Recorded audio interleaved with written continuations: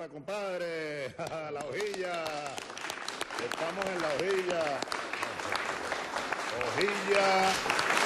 Hojilla, ¿cómo es que dice la propaganda aquella, Nicolás? Hojilla raspapalante, que duran hasta que aguante.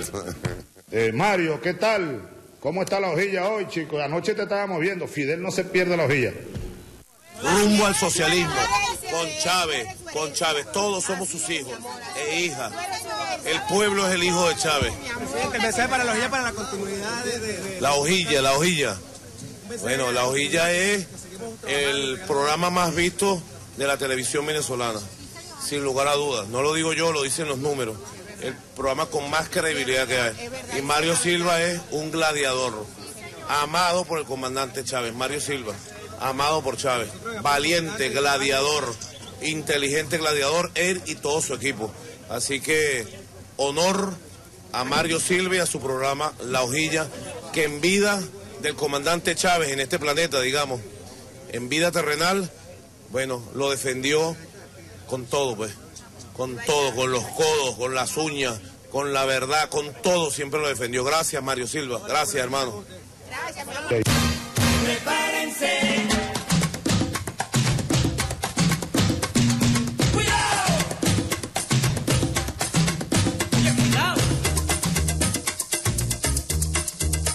Bueno, yo además de cristiano, yo no soy solo cristiano. Yo soy un revolucionario y también soy marxista. Asumo el marxismo. Revolución es sentido del momento histórico. Es cambiar todo lo que debe ser cambiado. Es igualdad y libertad plena.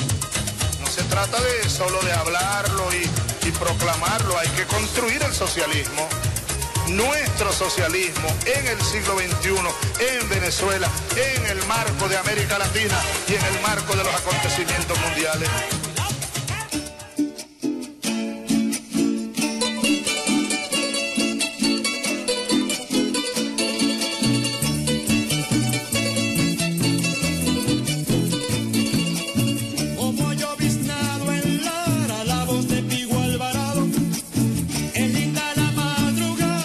Ese gallo ha cantado.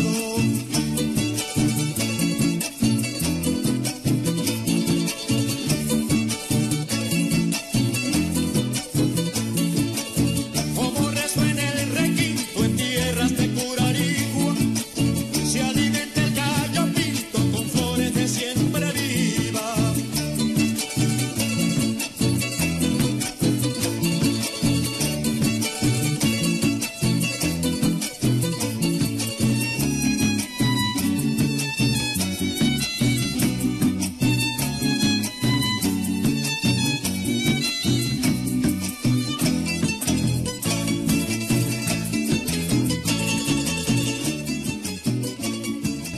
Buenas noches, ¿cómo están todos? Bienvenidos a La Hojilla. Hoy tenemos un invitado especial, amigo. De hace mucho tiempo. La última vez que entrevisté yo a Atilio fue en el 2008-2009. Así es. En Argentina. Tenemos a Atilio Borón. Hoy vamos a hacer un programa especial. Atilio, quiero ponerte, empezandito, primero vamos a hablar de este libro. Se llama El hechicero de la tribu Vargas Llosa del liberalismo en América Latina. Háblame algo de él.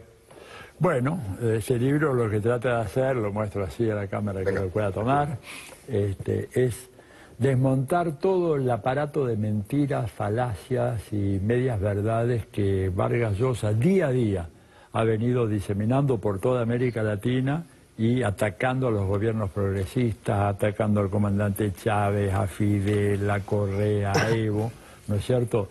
Y en este último libro de él, que se llama La llamada de la tribu, él presenta lo que sería su basamento teórico, ¿verdad?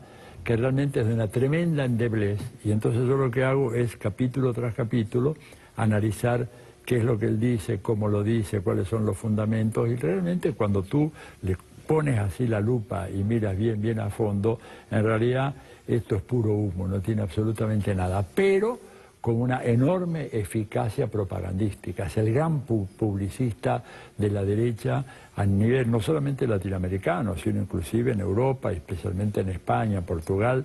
La palabra de él es muy, muy importante. Entonces he tratado de hacer justamente una crítica a fondo de ese libro.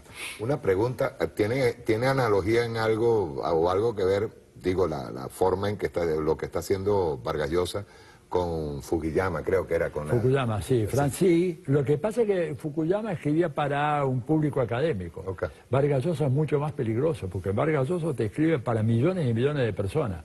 A ver, el libro de Fukuyama habrá vendido 5.000 copias en el medio académico norteamericano, nada más.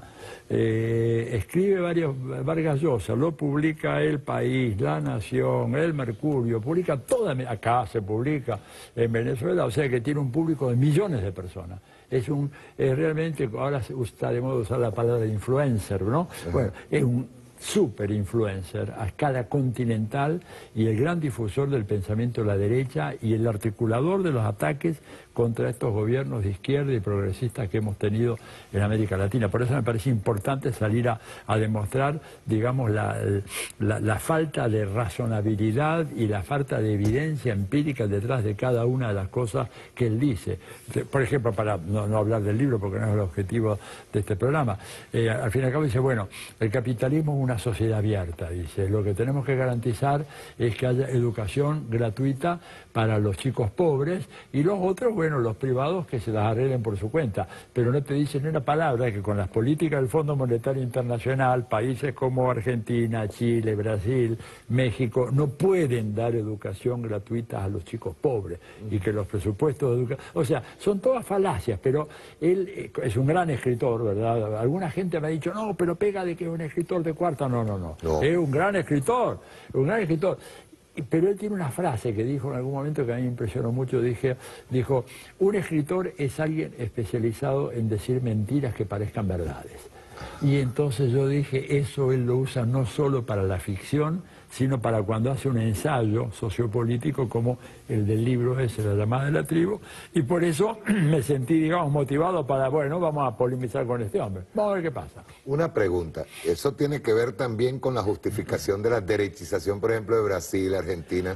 Sí, claro, es el gran argumento. Por ejemplo, él dice que países como la Argentina, como Brasil, fueron arruinados por las experiencias que ellos llaman populistas o colectivistas, ¿no es cierto? Anulan la historia. Totalmente. O sea, estamos hablando de olvidar todo lo que pasó con el corralito en Argentina. No, de eso ni se habla de eso, es toda una visión romántica.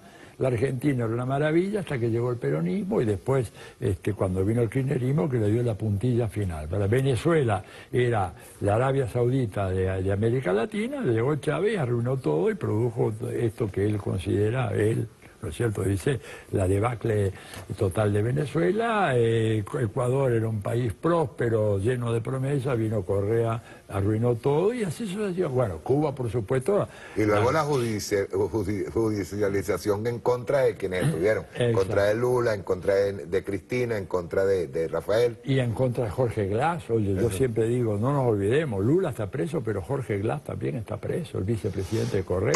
Y no hay una sola prueba, ni en contra de Lula ni en contra de Jorge Glass. Pero ya como dijo el juez Moro en Brasil, no hacen falta pruebas para condenar a una persona.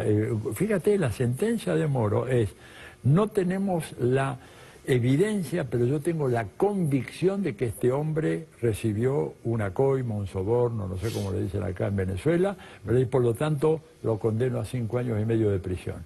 Fíjate, te condenan por la convicción del juez, como en la época de la Inquisición, en donde el arzobispo, el obispo te condenaba porque no tenía prueba ninguna, te torturaban de qué prueba te iban a sacar, pero él tenía la convicción de que tú estabas poseído por el maligno, por el demonio, y por lo tanto te mandaba a la hoguera. Bueno, así hemos retrocedido. Y él justifica todo esto. ¿Sabes que mi viejo decía que eso tiene que ver muchísimo con el calvinismo de los norteamericanos? Sí. Y aparte de eso, ellos necesitan, ahora mismo, yo digo que todos estos gobiernos son endebles. Totalmente. Tienen el poder judicial, tienen el poder en sus manos, pero son endebles. Los pueblos, el poder sobre el pueblo no lo tienen. No, ninguno. Y esto es interesante, porque ahí abrís una discusión muy interesante sobre qué significa hoy tomar el poder en América Latina, ¿verdad? Y yo creo que uno de los problemas que hemos tenido ha sido que llegamos a los gobiernos, pero el poder está más allá de los gobiernos. Exacto. Hoy en día, digamos, una fuerza que aspira a tomar el poder, por ejemplo, en Brasil o en Argentina, tiene que plantearse una tarea de reestructuración desde la base del Poder Judicial, que está en un proceso de corrupción insalvable. Insalvable. El caso de Brasil, fíjate que es uno, pero Argentina estamos todos en libertad condicional, porque en este momento cualquiera está en prisión preventiva. Te lo ponen 3 años en prisión preventiva mientras buscan las pruebas, Mario, mientras buscan las pruebas, o sea, se invierte todo. Antes tú se presumía tu inocencia, ahora se presume tu culpabilidad y te mandan a la cárcel, y luego buscan las pruebas, y si no las encuentran, las fabrican. Entonces tienes que resolver el tema del Poder Judicial, tienes que producir una profunda redemocratización del sistema mediático. Se acabó eso, yo les advierto a los amigos de los grandes diarios de América Latina, prepárense, porque vamos a volver, y cuando volvamos no vamos a tener ninguna de las contemplaciones que hemos tenido en el pasado. En el caso de Argentina, una ley discutida 5 años y medio, a nivel popular, la única ley discutida así en la historia argentina, aprobada casi por unanimidad en ambas cámaras del Congreso, y después te empiezan a salir fiscales o jueces de pequeñas ciudades del interior del país estableciendo amparos para impedir una ley de ese tipo, y finalmente lo lograron hasta que llegó Macri. Bueno, pues nunca más va a volver a ocurrir. Cuando volvamos, eso lo vamos a resolver de un plumazo. ¿Por qué? Porque si no democratizamos el sistema de medios, no hay democracia política que funcione. Tú sabes que vamos a comenzar ahora mismo desde Colombia, de lo que ocurrió ahora el 23. Pero luego vamos a profundizar sobre eso, sobre todo algo que me tiene pendiente con Estados Unidos, porque ese ataque en el último discurso de Trump en la Florida, ese ataque tan... Él mencionó creo que cerca de 40 veces la palabra socialismo, ¿no? Contra. Y es bien bueno que nosotros hagamos análisis qué está ocurriendo entonces en la sociedad norteamericana para que se haga ese ataque. Así es. O si se resolvió esa contradicción que viene del año 2008, que tiene una tremenda crisis en donde ya las clases medias están desapareciendo en Estados Unidos. Así es. Se acabó el American Way of Life, se acabó el American Dream, y obviamente ellos necesitan culpar al socialismo de todo lo que ellos crearon. Pero vamos a comenzar con un primer video del falso positivo, pero quiero empezando con Elliot Abrams, hablando en Colombia, y de allí la escalada. Perfecto. Rueda.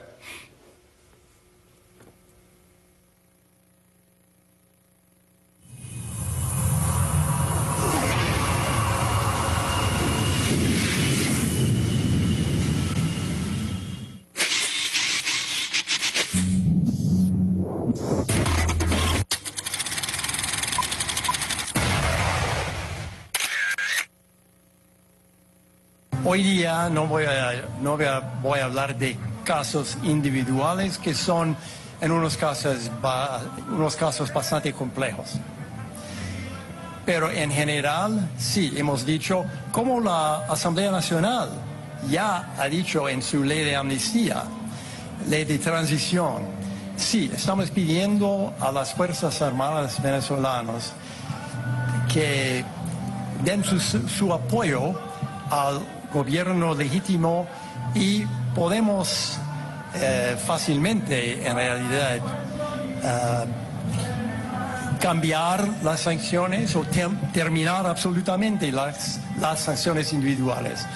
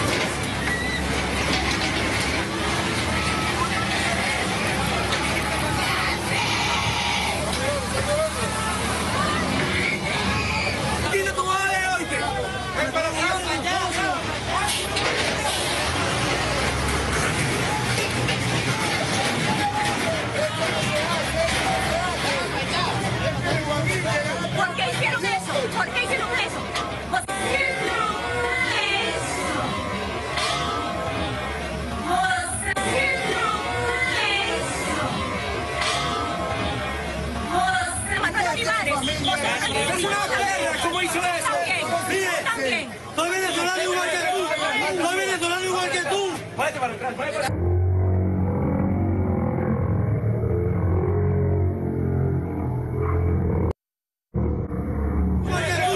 Soy venezolano igual que tú. Váyate para atrás, váyate para atrás. Soy venezolano igual que tú.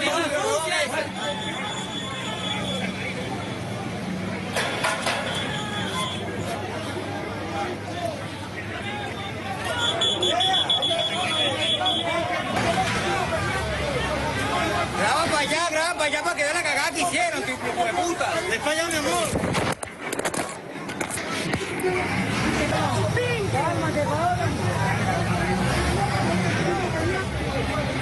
Graba para allá para que vea la cagada que hicieron, tu hijo de puta. Es para allá, mi amor.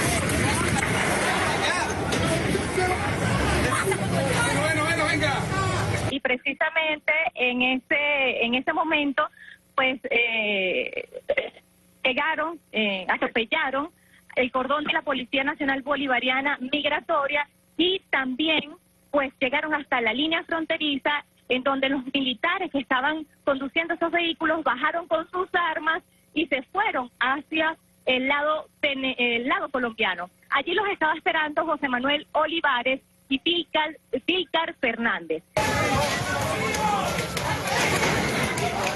¡Son nuestros! ¡Vamos! ¡Vamos! ¡Son nuestros! ¡Vamos! ¡Vamos!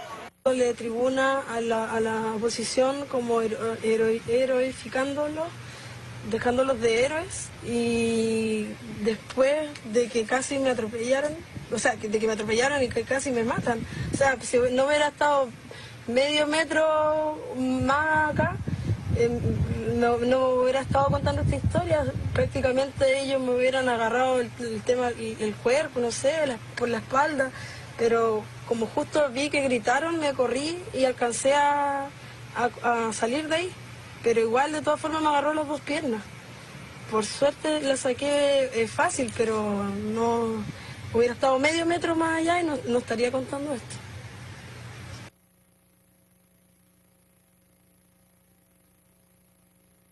Paramilitares atacaron puesto de la Guardia Nacional de Venezuela ubicado en la ciudad de Ureña, frontera con Colombia, muy cerca de los focos de violencia donde la oposición intentó ingresar desde el vecino país violentamente la supuesta ayuda humanitaria. El informe con Madeleine García. 60 paramilitares fuertemente armados sorprendieron la madrugada del 24 de febrero el puesto de la Guardia Nacional La Mulata y lanzaron 2 granadas. Literalmente lo cercaron.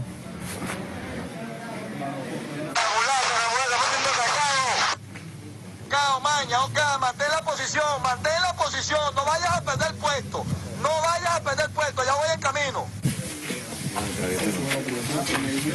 ¿Aquí duermen personas? Sí, habíamos 10 efectivos. Y eso fue lo que hicieron, resistir el ataque durante más de 1 hora. ¿Y desde aquí ustedes dispararon? Sí, disparamos de la ventana para repeler el fuego de allá abajo y de aquí a la puerta. Pero me comentaron unos muchachos allá afuera que le decían, ríndanse. Sí, nos decían, ríndanse, entréguense, no pierdan la vida por este gobierno, vamos a hablar. El objetivo era que se entregaran a las fuerzas enemigas. Investigaciones de inteligencia confirman que uniformados de sectores han dado detalles de los comandos, dónde duermen las tropas, dónde están las armas, cuáles son los puestos estratégicos. El ataque fue certero a los dormitorios. ¿Y ustedes qué pensaron en ese momento? En ese momento nada. Defender el puesto, pues nos íbamos a entregar el puesto. Lo único que pensábamos era defender el puesto y no íbamos a entregarnos porque sí, pues no es el pensamiento que tenemos. ¿Cuál es el pensamiento? El pensamiento es defender la patria, pues no tenemos otro objetivo. Pues. Se encontraron con la sorpresa que nosotros no estamos firmes, nunca vamos a rendirnos, siempre vamos a estar atentos y vamos a defender el país, vamos a defender la patria como de lugar. Si es posible, entregamos nuestra propia vida, pues lo hacemos. Pero esa es la consigna. De rendirnos no. Esa gente nunca. Rendirnos nunca. Las presiones internacionales de Estados Unidos, Colombia y sus aliados no han logrado quebrar a la Fuerza Armada que se mantiene aferrada a la Constitución. Por lo menos yo no me quería rendir. Yo tampoco. Y cuando ellos le decían ríndase que se van a dejar matar por esto. No, nosotros no le respondíamos. Nosotros nos inspiraba a seguir luchando. No solamente habían hombres, sino también mujeres militares prestando servicio en este puesto fronterizo que sería utilizado para otra operación de bandera falsa, donde iban a simular ataques entre militares venezolanos. ¿Ustedes creen que puedan ser atacados nuevamente? No se descarta nada. Solamente tenemos que estar preparados para todo. Continuar con las mismas ganas de defender la patria.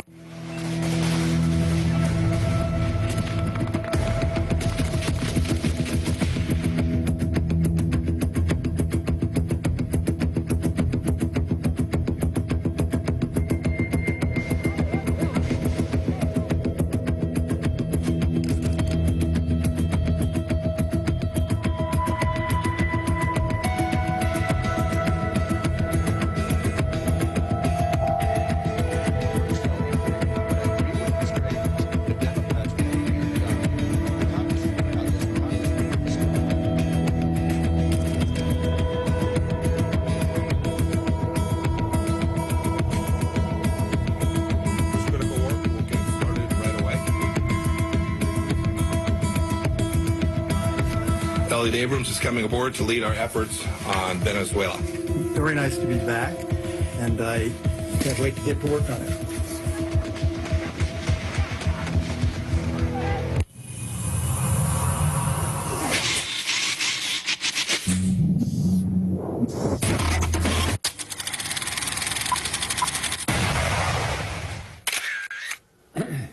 Fíjate, Tirio, yo te paso ese video porque no es solamente lo de los falsos positivos, falta el de la gandola. Sí. ¿Ves? Que ellos han venido presentándolo, sobre todo en este último Consejo de Seguridad, lo presentan como un acto de agresión nuestra hacia ellos, y resulta que fueron ellos los que quemaron la gandola. Y tenemos las pruebas, pues. Ahora, vamos a profundizar sobre el hecho de lo de la frontera. Ellos venían de un fracaso en el Consejo de Seguridad. El primer Consejo de Seguridad donde Venezuela se defiende y Rusia y China mantienen una posición firme en cuanto a la no agresión contra Venezuela y a la no intervención. Luego viene este plan que viene del 23 de enero de este tonto útil, y entre un cuestionado millonario como Richard Branson, un tipo que está cuestionado como incluso de mantener una isla en donde se hacen favores sexuales y toda una serie de cuestiones, monta un concierto que es totalmente político. Sí. O sea, no había ninguna connotación de ayuda internacional, incluso la Cruz Roja se abstiene de participar. Hay unos organismos que se mantienen neutrales y dicen no vamos a participar. Ahí también tienen un enorme fracaso el día 23. Fue la 10ª parte de la gente que esperaba, Mario. El cálculo de ellos era 250.000, llegaron entre 20 y 25.000. No, y yo diría que con 25.000 estamos siendo generosos con ellos. Luego viene este ataque. Ellos pensaban que primero la contratación y pase de mucha gente de bandas criminales. Tengo otro video en donde se muestra, incluso el presidente la mostró en el Congreso de los Pueblos. Y tienen otro enorme fracaso.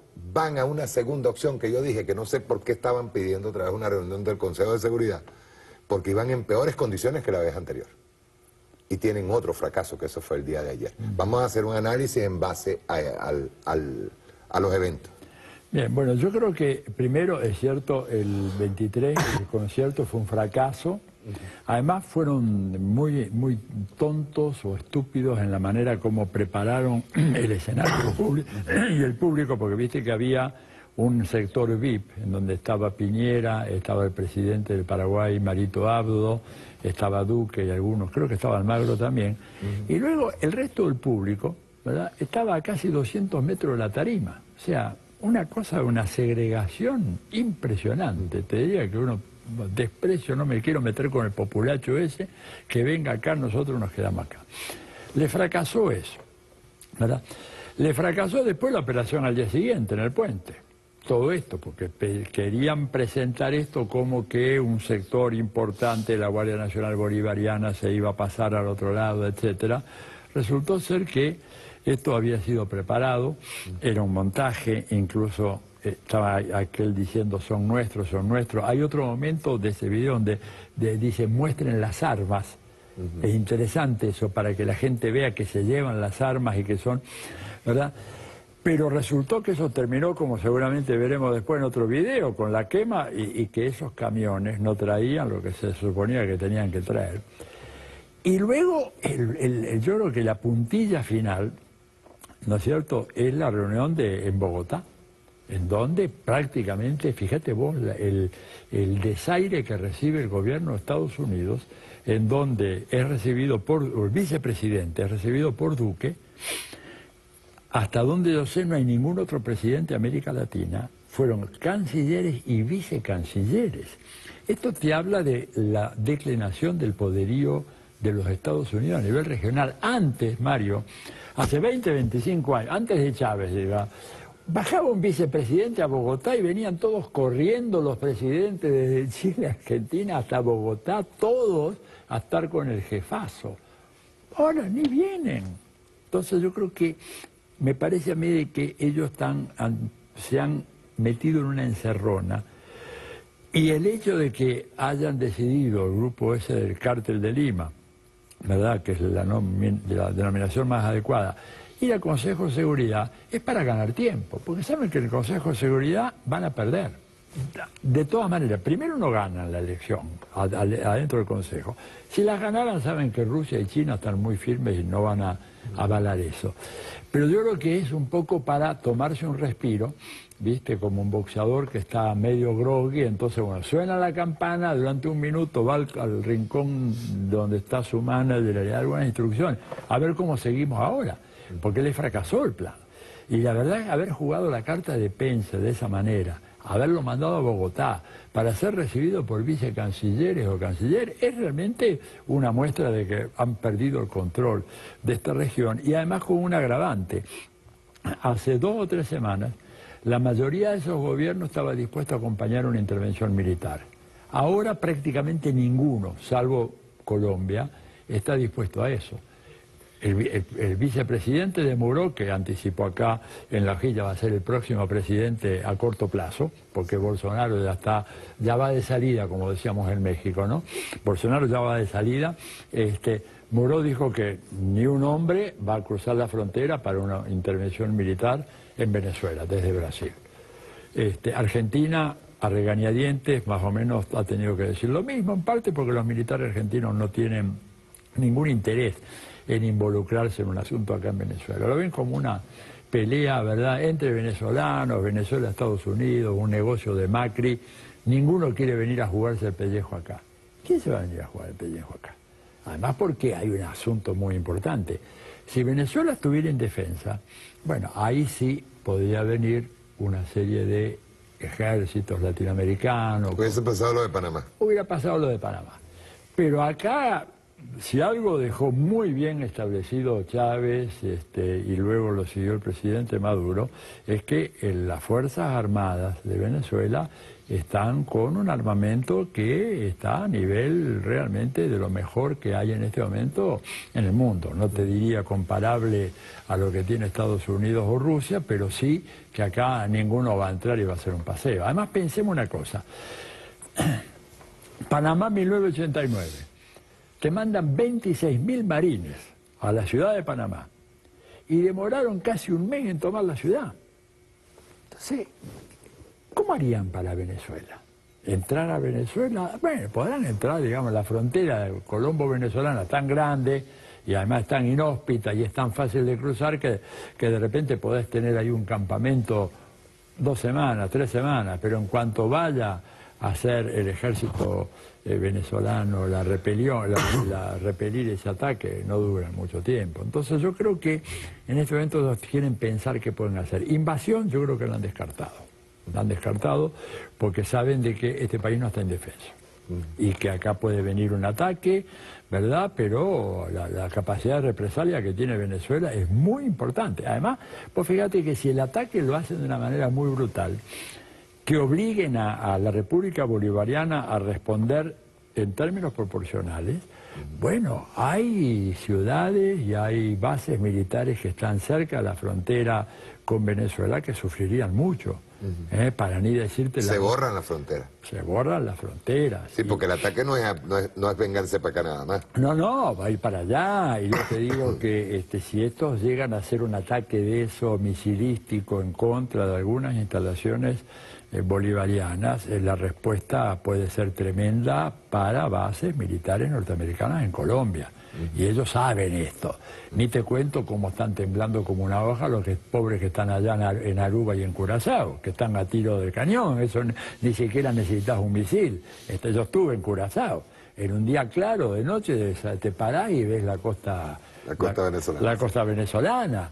Sí. Y ellos tienen ahí una base de la OTAN y en Aruba hay otra. Entonces, yo creo que el camino que van a elegir es otro, ¿no es cierto? Tratar de, fomentar incidentes en la frontera, ver si se puede crear algún grupo que se atrinchere y que pueda durar un cierto tiempo. Ellos estarían pensando, creo que sería no es una hipótesis descabellada, la posibilidad de hacer algo como en Nicaragua, la contra nicaragüense. Yo creo que no es descabellada, me parece que es lo que probablemente es el camino que van a elegir. Tratar de armar fuerzas irregulares, mercenarias, por supuesto lumpenaje como los que vemos ahí, ¿no es cierto?, reclutar delincuentes, etcétera.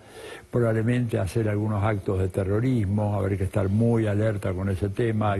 Hoy en este momento el aparato de inteligencia es fundamental para la defensa de la República Bolivariana. Es decir, todo lo que se requiera para fomentar la inteligencia, para prevenir los ataques enemigos, para seguir muy de cerca lo que están haciendo, es fundamental, porque ejército contra ejército ellos no se van a meter. No tienen cómo. Pueden de repente hacer lo que llaman una operación, le llaman surgical strike, ¿no? O sea, un golpe quirúrgico, de repente hacer así un bombardeo, no sé, Puerto Cabello, suponete, Fuerte Tiuna. Muy poco probable, porque saben que eso escalaría y que Venezuela no está en defensa. Chomsky siempre lo dijo desde hace tantos años, Estados Unidos nunca ataca a un país que puede defenderse. Y Venezuela, por suerte, puede defenderse. Además, Venezuela tiene milicias populares que están armadas. Eso para ellos no es un dato menor. Yo recuerdo cuando Chávez compró aquellas Kalashnikov, ¿te acuerdas? Que creo que fue el primer envío de 100.000. Sí. Esa fue la preocupación del New York Times y del Washington Post. Yo estuve siguiendo. No les preocupaba la lancha, los aviones. No, les preocupó. ¿Por qué? Porque la guerra la ganas ocupando el territorio. Exacto. Vos podés destruir con drones, todo lo demás, pero después llega un momento que vos querés apropiarte de la riqueza petrolera de este país, tenés que entrar y tener gente ahí que domine ahí. Y cuando vos tenés milicias populares bien armadas y bien entrenadas, eso es una operación de muy dudoso resultado. Y la prueba es que tienen 6 años en Siria. Fíjate cómo les fue, tuvieron que irse de Siria, tuvieron que irse de Afganistán, no han podido con el Yemen. O sea que realmente... Ellos nunca han resuelto un conflicto plenamente. Nunca. Más bien, han salido perdidosos. Cuando vos te pones a pensar, ¿no es cierto?, las últimas intervenciones que ha tenido Estados Unidos han salido mal. Pueden destruir un país cuando está indefenso, ojo. Irak estaba indefenso. Entonces, claro, muy fácil. Si no tenés... Libia estaba indefenso. Libia estaba indefensa porque... Con un error... Hasta que le pusieron un espacio de exclusión aérea, claro. Y Gaddafi cometió el error de su vida a tratar de... Confiar en 2 taúres, 2 sinvergüenzas como Sarkozy y como el italiano... Berlusconi. Berlusconi. Es decir, confiar en eso... Yo a esos tipos no les compro un auto usado ni loco. ¿Te das cuenta? Y bueno, y sin embargo, Gaddafi financió de alguna manera la campaña electoral, se asoció.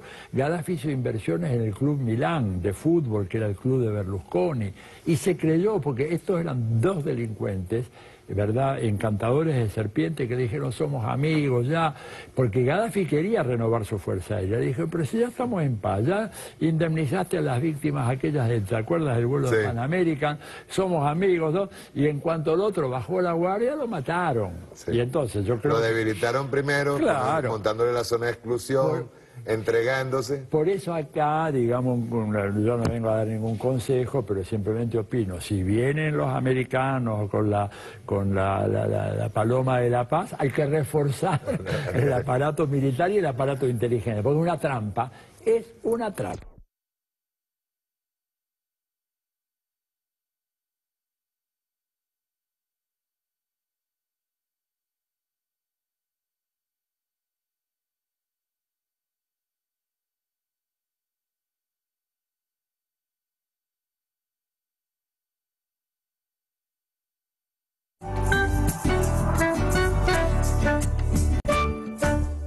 Para que Rodríguez Zapatero haya escrito lo que escribió con su indignación, diciendo me dejaron en un momento, dijo un reportaje, me dejaron con la pluma fuente en la mano, estábamos ya listos para firmar, estaba en la delegación de la oposición venezolana en el salón. Tú sabes que en Dominicana hay una tradición, acá no existe, me parece en Venezuela, tampoco en la Argentina, es que donde va el presidente, va el sillón presidencial. Ajá. Sí. O sea, Danilo va a cualquier lugar dentro de Dominicana, a un pueblito cualquiera, parte del protocolo es llevar el sillón presidencial. El presidente se sienta en el sillón presidencial. Habían llevado el sillón presidencial porque Medina iba a ser uno de los que iba a ser el aval, junto con Rodríguez Zapatero, los noruegos y todo lo demás. Y tuvieron que dejar... Tienen que llevarse el sillón. Oye, por eso, esta gente no quiere diálogo, no quiere acuerdo, pero ahora están muy debilitados, ¿verdad? Porque esta estrategia de confrontación con el gobierno bolivariano les ha salido mal. Y están desesperados. Entonces hay que extremar los recaudos ahora porque no es que van a abandonar el plan. Porque para ellos, digamos, Venezuela es un objeto irresistible, una atracción fatal, para usar el título de aquella película. Porque ustedes tienen tres cosas que ellos necesitan: petróleo, oro y coltán. Entonces, como decía Martí, en la Roma americana, decía él, impera el derecho bárbaro. Lo necesitamos y lo arrebatamos. Y después vemos qué hacemos. Sí. Entonces, no hay que, y además lo que decía el Che, no creerles ni un tantito así, nada, y menos un delincuente como Elliot Abrams. Cuidado, yo digo al público que está viendo esto. Elliot Abrams ha sido realmente convicto como criminal, con una sentencia muy firme. A él lo indultó George Bush. Lo indultó George Bush padre, a los pocos meses lo sacaron de la cárcel. Este tipo fue el que ideó la masacre de los jesuitas en El Salvador. O sea, no es que estamos hablando de un americano simpático. Conjuntamente con John Negroponte. Con John Negroponte, que es otro delincuente, que fue el que armó todo el ejército hondureño, la base de Sotocano allá en Honduras, de la cual, ¿verdad? Bueno, o sea, estamos hablando, mira, yo en una de las notas que yo escribí, dije, nunca hubo en un gobierno de los Estados Unidos tal cantidad de ampones, porque estos son ampones. Elliot Abrams es un... John Bolton. Oye, Juan Cruz, tú sabes que cuando a Juan Cruz lo designan asistente especial para asuntos del hemisferio occidental del Consejo Nacional de Seguridad, o sea que está, el Consejo dirige Bolton y después hay por región, Europa, Asia, América Latina, le dan el cargo a Juan Cruz. Los periodistas americanos estaban preocupadísimos porque no encontraban una foto de Juan Cruz en un país donde todos los que están en Estados Unidos están recontra fotografiados, en el peaje, y con la bandera atrás. Y con la bandera atrás. Sí. Bueno, ¿por qué no estaba la foto de Juan Cruz? ¿Por qué no apareció? Porque era un hitman de la CIA en la estación de la CIA de Bogotá, o sea, en la oficina de la CIA en Bogotá. Durante 10 años, ahí estuvo Juan Cruz y era el tipo de los que disparaba, no era analista de la CIA. Era uno de los killers. Por eso no había fotos. Los killers no aparecen en las fotos del New York Times o en el Washington Post. Claro, deben mantenerlos ocultos. Los veros oscuros. No conocían al tipo. Bueno, este es el personaje que nos está cuidando y que va a traer la democracia a Venezuela. O sea, estamos en manos de Al Capone, Frank Nitti, Sam Giancana y todos los delincuentes aquellos de las películas. Estos son los que ahora forman el entorno de Donald Trump. Una pregunta que también me llama la atención. Tú sabes que las oligarquías regionales, estoy hablando en el caso de la colombiana, en el caso de la brasileña, esas oligarquías también tendrían muchísimo que perder ante un conflicto armado, un conflicto bélico. Claro. Bien, Colombia se mantiene, digamos, en equilibrio, difícil, inestable, ¿no es cierto?, con un frente interior en donde regiones del país como el departamento de Arauco está desde hace años controlado por la guerrilla. Si Colombia desplaza fuerzas militares, ¿verdad?, hacia Venezuela, la retaguardia queda absolutamente desguarnecida. Colombia no puede hacer ninguna de esas cosas, ¿verdad?, porque ellos tienen una situación interior explosiva. Hay casi 8 millones de desplazados en Colombia. Y hay una pregunta aquí, Atilio, que quiero profundizar sobre este aspecto. En las últimas elecciones en Colombia, el pueblo, independientemente de los candidatos, ¿verdad?, independientemente de Petro, de los candidatos que ahí participaron, hubo una participación poderosa del pueblo, pero buscando cambio. Absolutamente.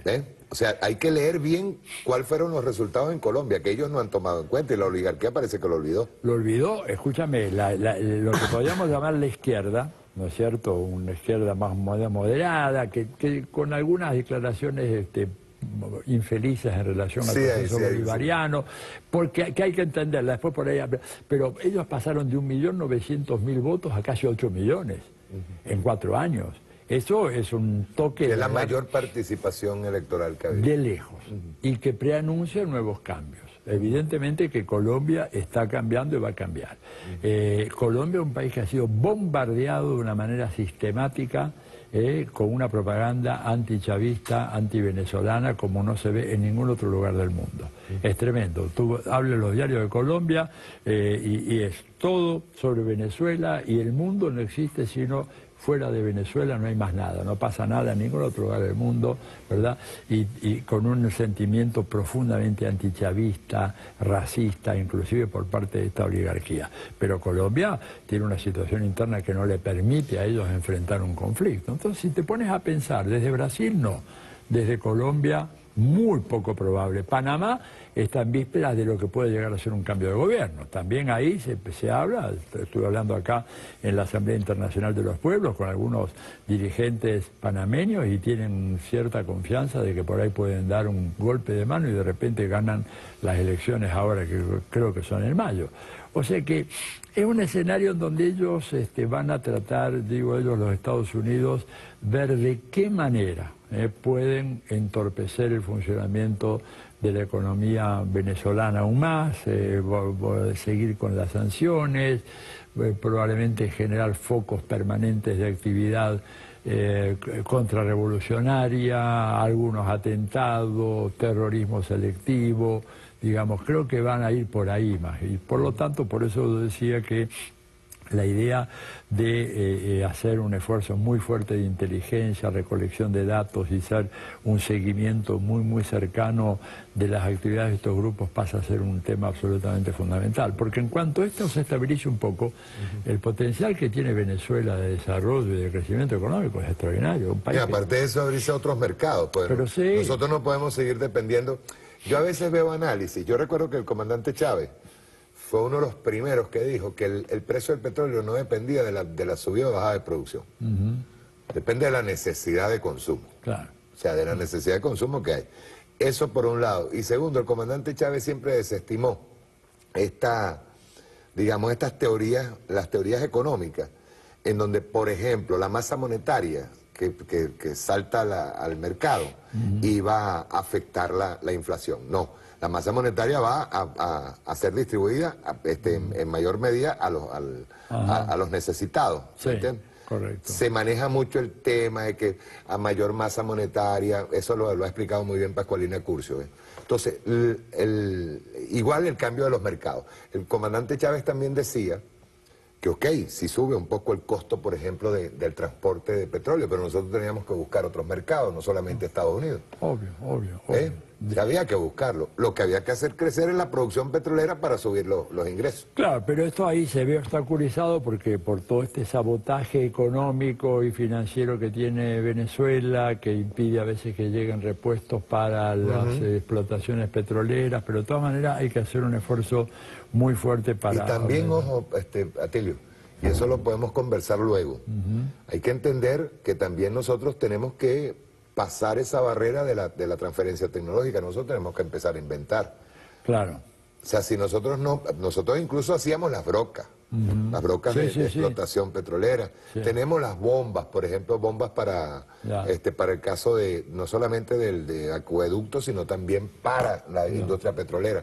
Entonces, ¿por qué no hacerlo nosotros? Bueno, porque yo creo que en estas condiciones tan difíciles que tiene Venezuela, me parece que el tema del acceso a insumos, etcétera, es muy complicado. Pero yo creo que hay que volver a eso. Ahora te digo una cosa que es una tragedia en el caso, por ejemplo, de Brasil. Yo hoy le hice una entrevista larga, viste, en mi doble rol de entrevistado. De periodista y todo. A lo mejor me entrevistas. Claro, viste que lo entrevisté a Jorge Gestoso, así que no, por ahí te entrevisto a ti también. Muy buen periodista, muy buen periodista, sí, buen hombre.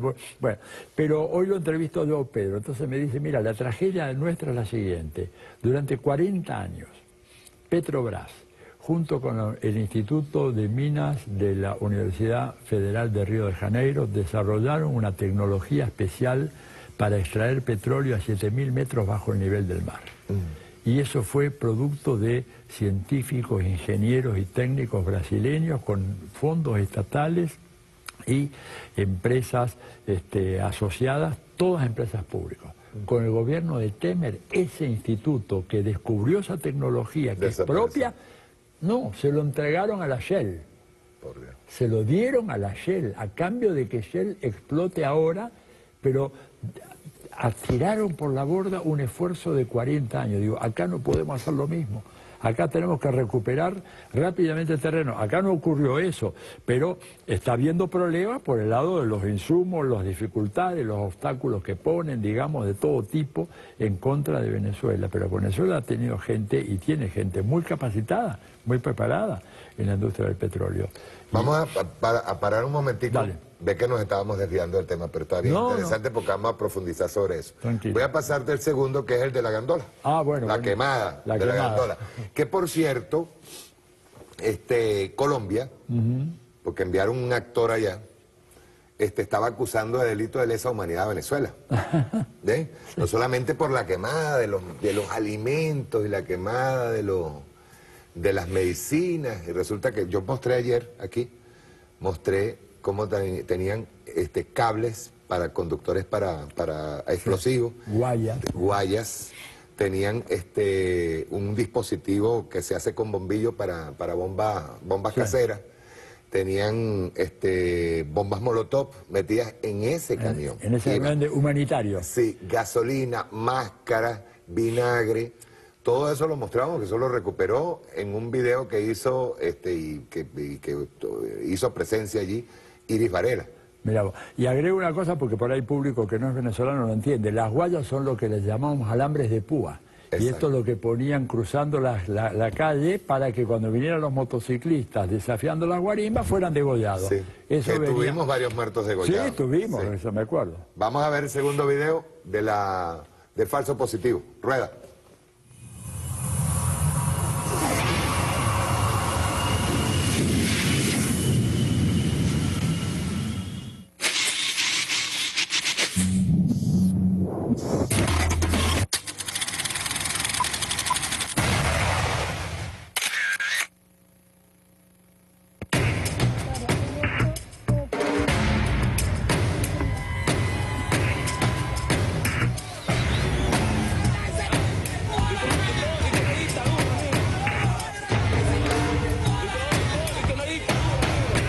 En este momento, en el puente, un guardia también.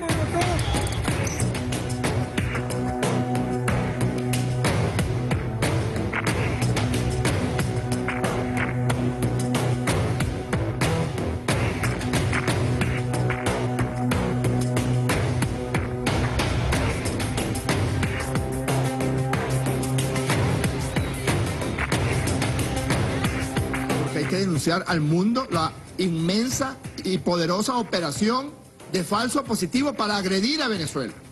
Está claro. El camión lo quemaron ellos.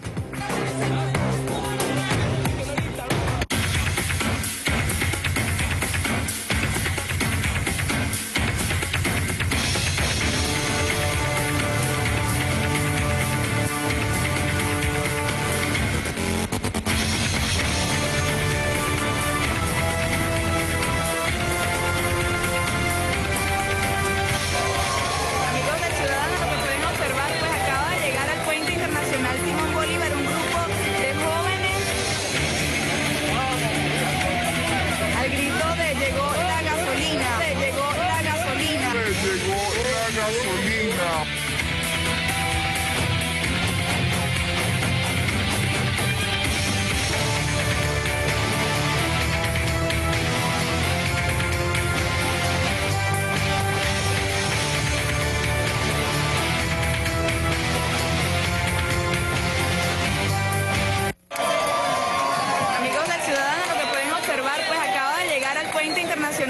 Bolívar, un grupo de jóvenes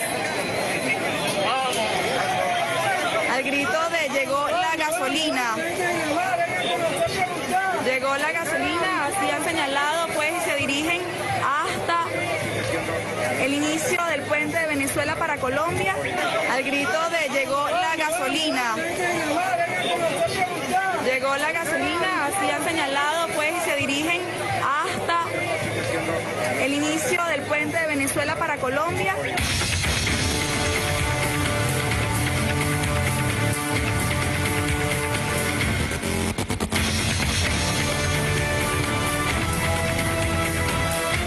Al grito de llegó la gasolina. Llegó la gasolina, así han señalado, pues, y se dirigen hasta el inicio del puente de Venezuela para Colombia.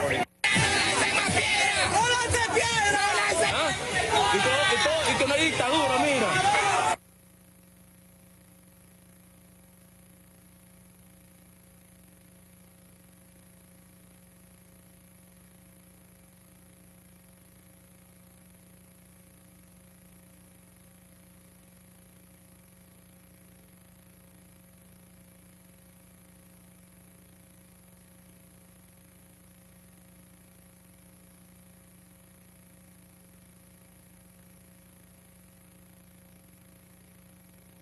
Donde se encuentran los guardias nacionales bolivarianos, pues.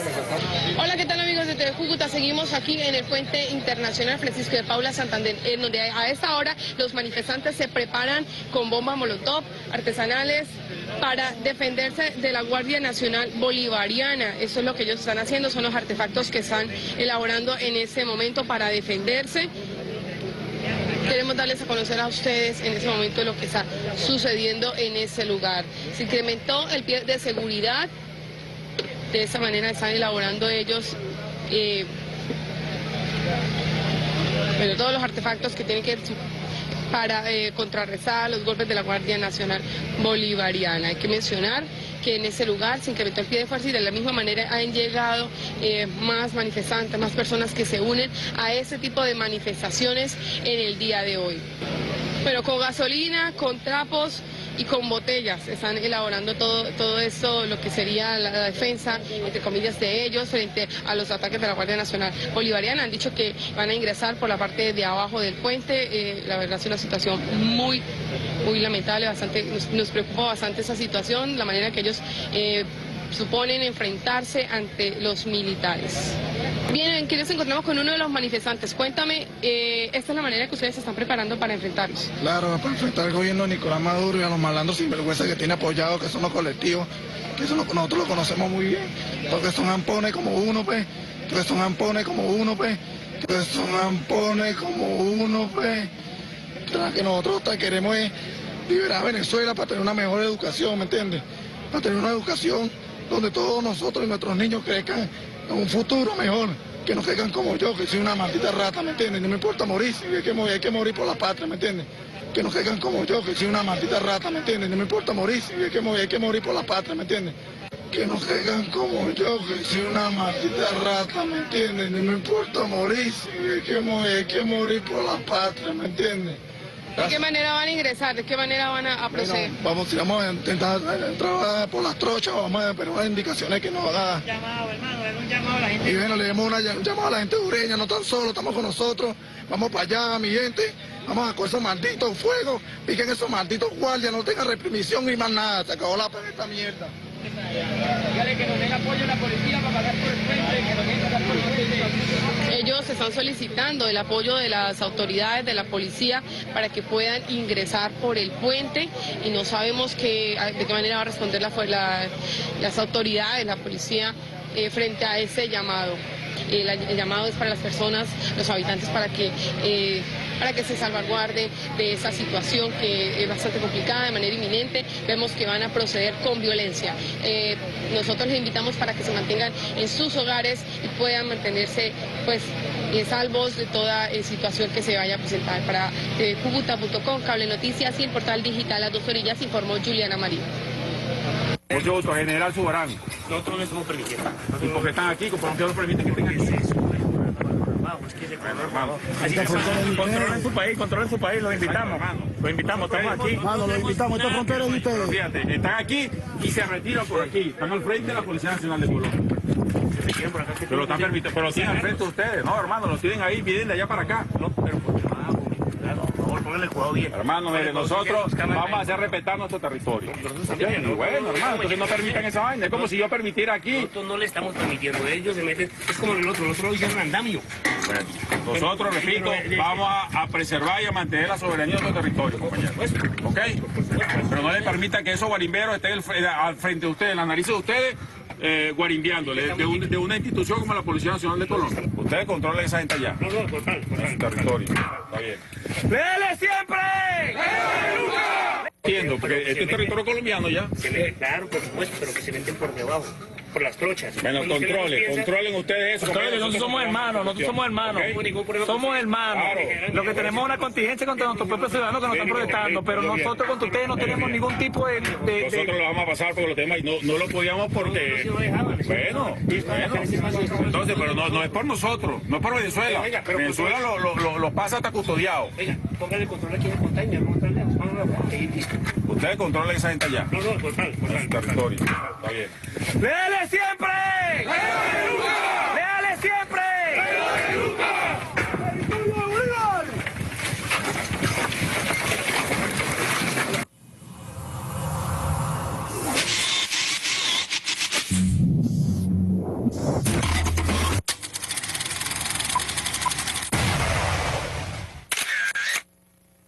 Fíjate, Atilio, cuando nosotros vemos este video, vemos que se está violando todas las normas de derecho internacional.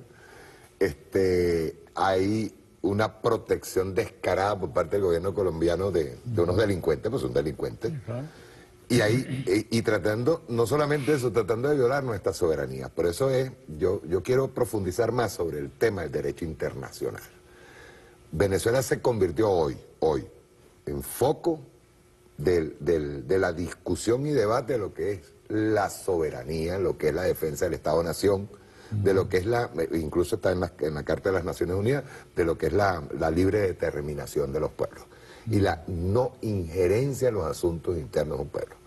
Ellos están tratando, y yo creo que forma parte de ese fracaso a nivel mundial, de eso que decías tú, por ejemplo, de la no asistencia a los presidentes, pues están notando, o sea, por favor, es una agresión de un país hacia otro y permitido por las autoridades de ese país. Están tratando de hacer ver que esto es una forma de liberar a una nación de una dictadura comunista. Este video tú lo presentas en Europa, Atilio, y es prueba fehaciente de lo que es la violación por parte del gobierno colombiano, por parte de Estados Unidos, avalado por Estados Unidos, de lo que es la violación de la soberanía. Esto es una cuestión de soberanía y de la defensa del derecho internacional. Sí, y en Estados Unidos te agregarían de que el delito adquiere la característica de conspiración para cometer un crimen, ¿verdad? Lo cual te aumenta enormemente porque no es un individuo aislado. Allá la idea de que cuando es más de uno, se trata de una conspiración y por lo tanto toda la penalidad es mucho mayor, ¿verdad? Y yo creo que acá es muy evidente la cosa. Digo, si tú lo presentas... A ver, imagínate tú que traslademos esta escena a la frontera entre Suiza e Italia.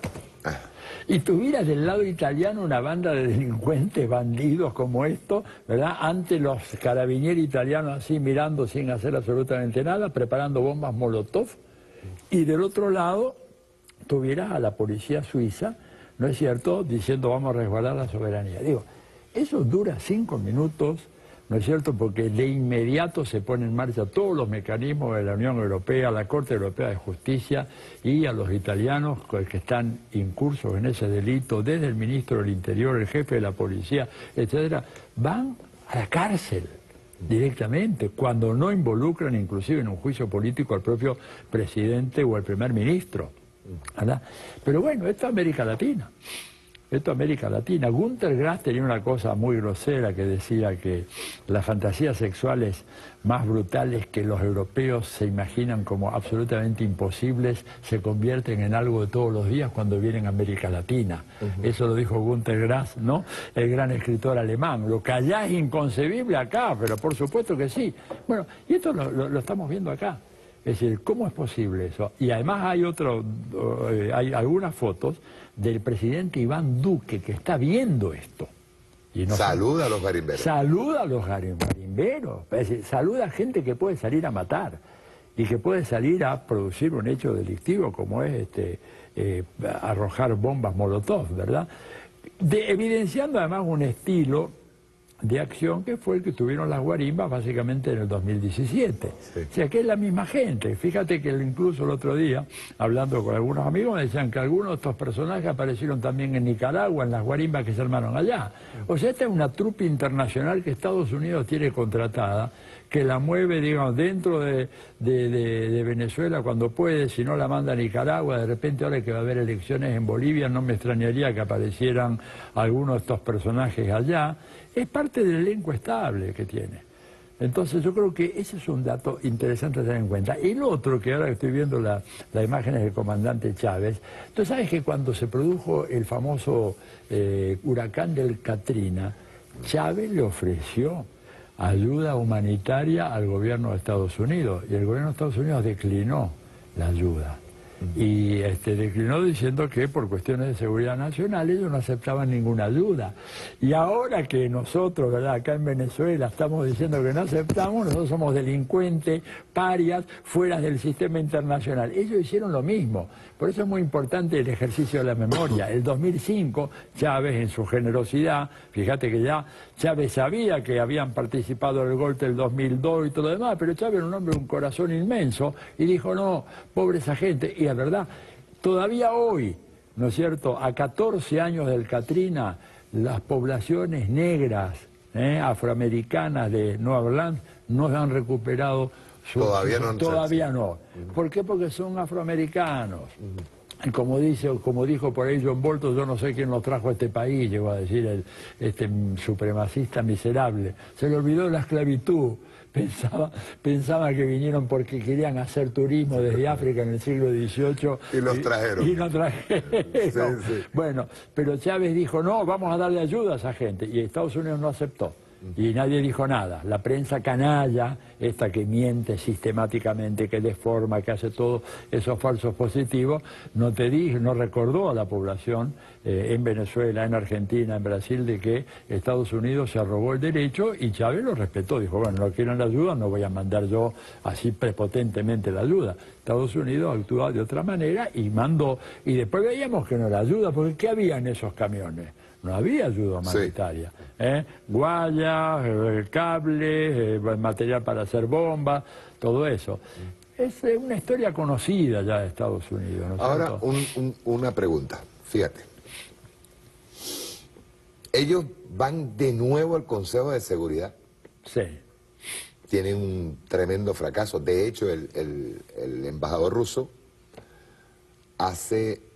es mucho más duro que la vez anterior. Sí. Y le dice, allá tienen un impostor, y lo llama impostor, al que se autoproclamó y lo aceptó, lo reconoció el gobierno norteamericano y dijo, y los gobiernos de influencia de Norteamérica.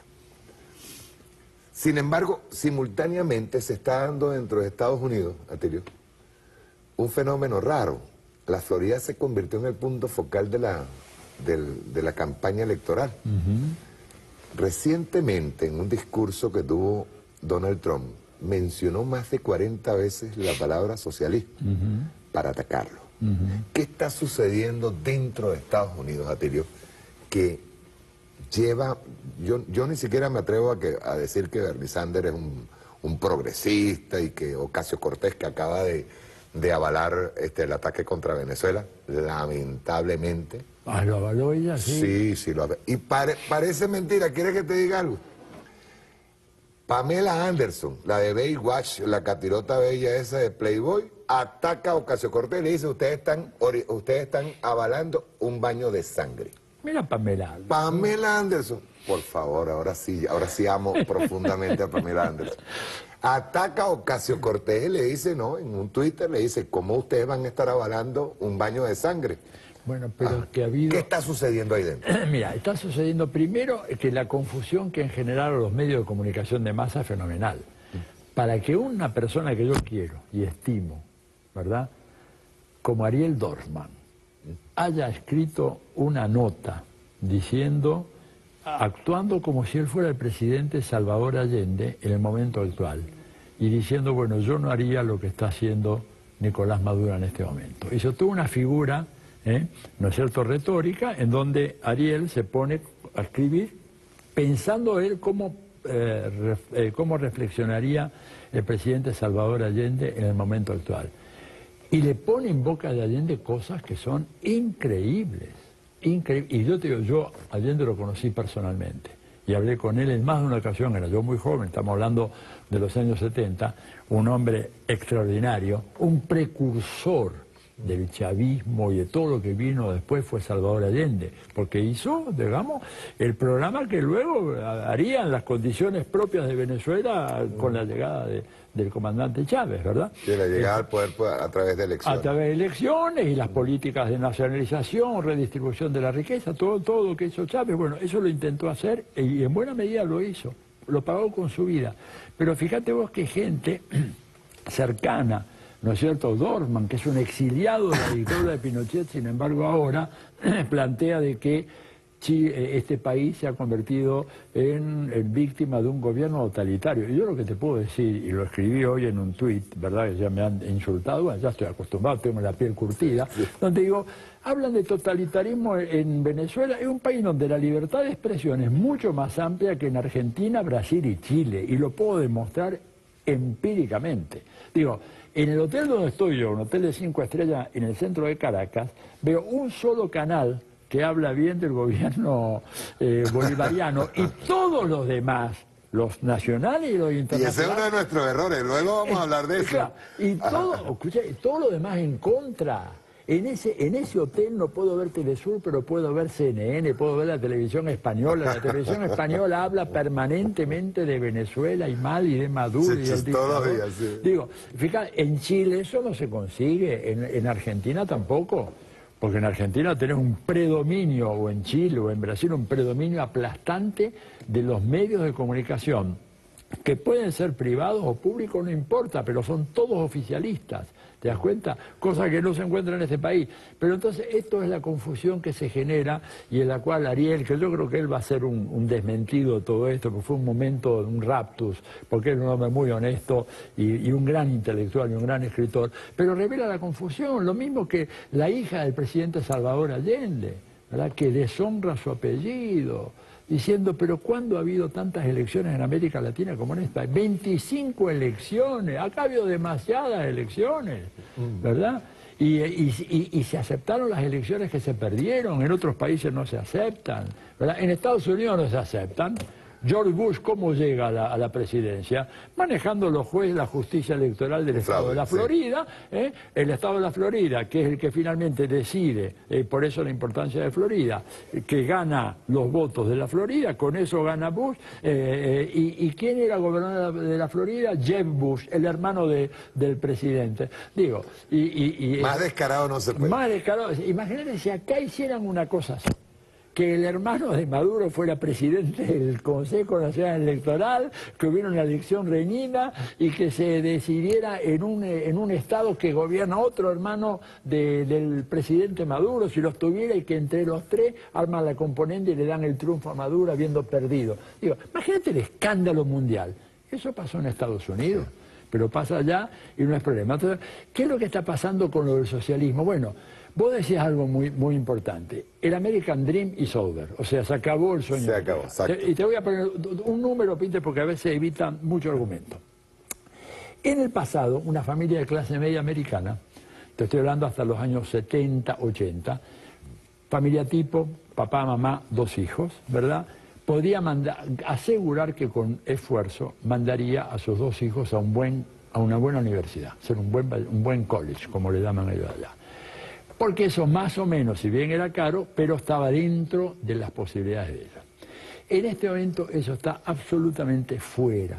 ¿Por qué? Porque ¿cuál es el ingreso según la Oficina del Censo de los Estados Unidos de una familia tipo norteamericana? Los últimos datos que dan dicen que son más o menos $52.000 por año por familia tipo. ¿Cuánto te cuesta una colegiatura para uno de los hijos en un college? Bueno, pues si lo mandas a uno que no es bueno, no sirve y termina el hombre vendiendo sanguchitos a la salida del béisbol, ¿no? Un college de eso te cuesta mínimo $65 a $70.000 por año, que no son deducibles del famoso formulario 1040. Te digo, yo he vivido 8 años allá, así que conozco todo eso de memoria.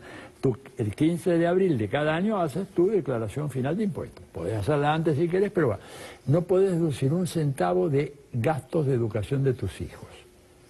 Fíjate vos la regresividad fenomenal del sistema tributario norteamericano, ¿verdad? O sea, ese gasto no se puede deducir. No se puede deducir. No se puede deducir. Qué bello. Aparte que la educación es privada, la medicina es privada también. Imagínate, alguna gente progresista quería hacer eso, entre ellos Ted Kennedy en su momento, pero no le prestaron ninguna atención. Un representante de Massachusetts, un cura jesuita progresista, el padre Drinan, que yo lo conozco, porque yo viví en Massachusetts, en Boston, 5 años, ¿verdad? Quería, pero no tuvo ninguna posibilidad. Entonces, 52.000 contra 65.70 por 2, porque son $130.000 por año. Okay. ¿Cómo haces? No van a la universidad. Vienen a estudiar a México, vienen a la Argentina, vienen a Brasil, vienen a Chile, algunos se van a Europa, todavía Francia tiene educación gratuita, España más o menos la está manteniendo, pero ya se está privatizando, ¿verdad? Y cuando vos vas a un campus de una universidad de primera línea en los Estados Unidos, ¿con qué te encontrás? Puros orientales, coreanos, malayos, chinos, tailandeses, etcétera, porque en la tradición cultural aquella del sudeste asiático, del confucianismo y todo lo demás, ¿verdad? La idea de la educación es una idea que está muy arraigada y entonces todos esos gobiernos subsidian enormemente a sus estudiantes que van para allá. Entonces vos vas a los laboratorios, por ejemplo, yo hace unos años fui profesor en el MIT, en Massachusetts Institute of Technology, bueno, y todavía este proceso recién empezaba, pero ya una parte importante de los laboratorios que estaban cerca de donde yo trabajaba en ciencia política, pero teníamos algunos laboratorios a mano, ya la mitad por lo menos era de gente que venía de Asia. Hoy en día, te digo, los americanos que están ahí son una minoría. Y esto porque evidentemente el sueño americano se acabó, los papas no pueden. Además hay muchos datos, te traería, digamos, desde el 79 al 2018, ¿no es cierto?, la participación del 50% más pobre de la sociedad norteamericana en el ingreso nacional se mantuvo absolutamente estable. O sea que los más pobres no ganaron un centavo en los últimos 35 o 40 años, más de lo de antes. Ajustando por inflación, exactamente igual que antes. Pero si mirás el 10% más rico, así se va para arriba la curva, y si mirás el 1% más rico, es un cohete a la luna. Entonces, ¿pasa lo mismo con Europa? En menor escala, porque en Europa ellos tuvieron un sistema de Estado keynesiano de bienestar que atenuó un poco esta tendencia que Estados Unidos nunca tuvo. Estados Unidos nunca tuvo una medicina socializada como por ejemplo supieron tener los ingleses y como todavía hoy tienen buena parte de los países europeos. Pero igual esas tendencias están ahí muy fuertemente.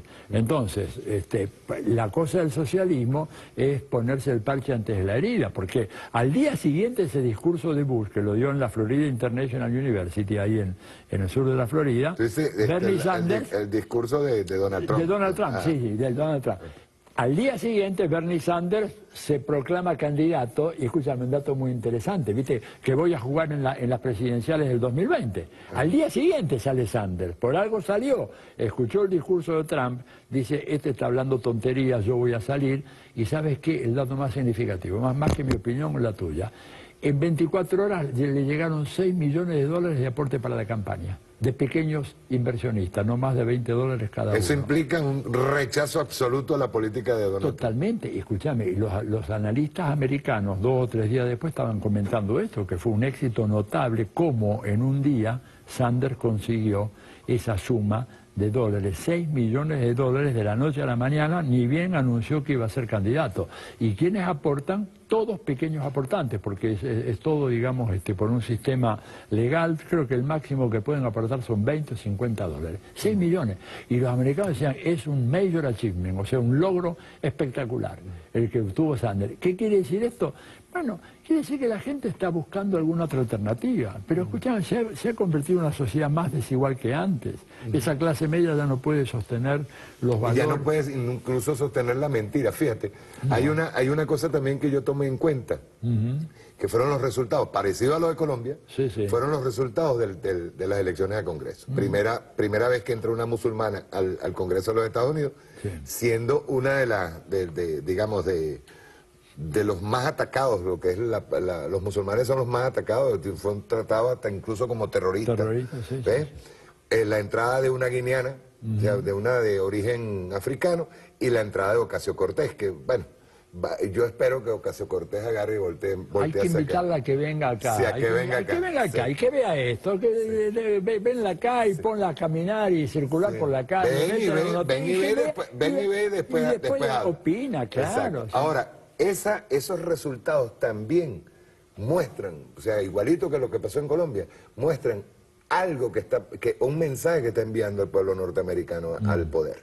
Sí, el mensaje es que nosotros estamos hartos, ¿no es cierto?, de una sociedad en donde un pequeño sector se ha enriquecido de una manera extraordinaria, el resto se ha quedado totalmente atrasado y no tiene posibilidades alguna de progresar, como había sido siempre tradicional en el sueño americano, y necesitamos un cambio, y los dos partidos no garantizan absolutamente nada, solo que la mayoría de la gente en Estados Unidos ni sabe de que hay más otros partidos. Nos vamos a ver un corte, Batilio, pero al regreso vamos a hacer un análisis más agudo de lo que es la situación en Latinoamérica. Perfecto. En apariencia nosotros estuviéramos perdiendo terreno, pero yo creo que más bien lo estamos ganando. Sobre todo después de estos últimos días. Todo después de estos últimos ataques. Correcto. O sea, la derecha no puede tirar un ataque tan soberbio como este sin recibir una respuesta popular. Así es. Están jugando con fuego. Están jugando con fuego. Entonces quiero hacer un análisis más profundo en relación a Latinoamérica, de qué es lo que está sucediendo, caso de Argentina, caso de Brasil, incluso a Bolsonaro lo arrinconó el BRIC y lo arrinconó la oligarquía. Así es. O sea, pues no se puede ser tan fascista y tan nazi sin recibir una respuesta. Aparte de eso, las oligarquías tienen sus límites. Evidente. Y esos límites tienen que ver con lo económico, ¿verdad? Vamos a un corte y ya regresamos.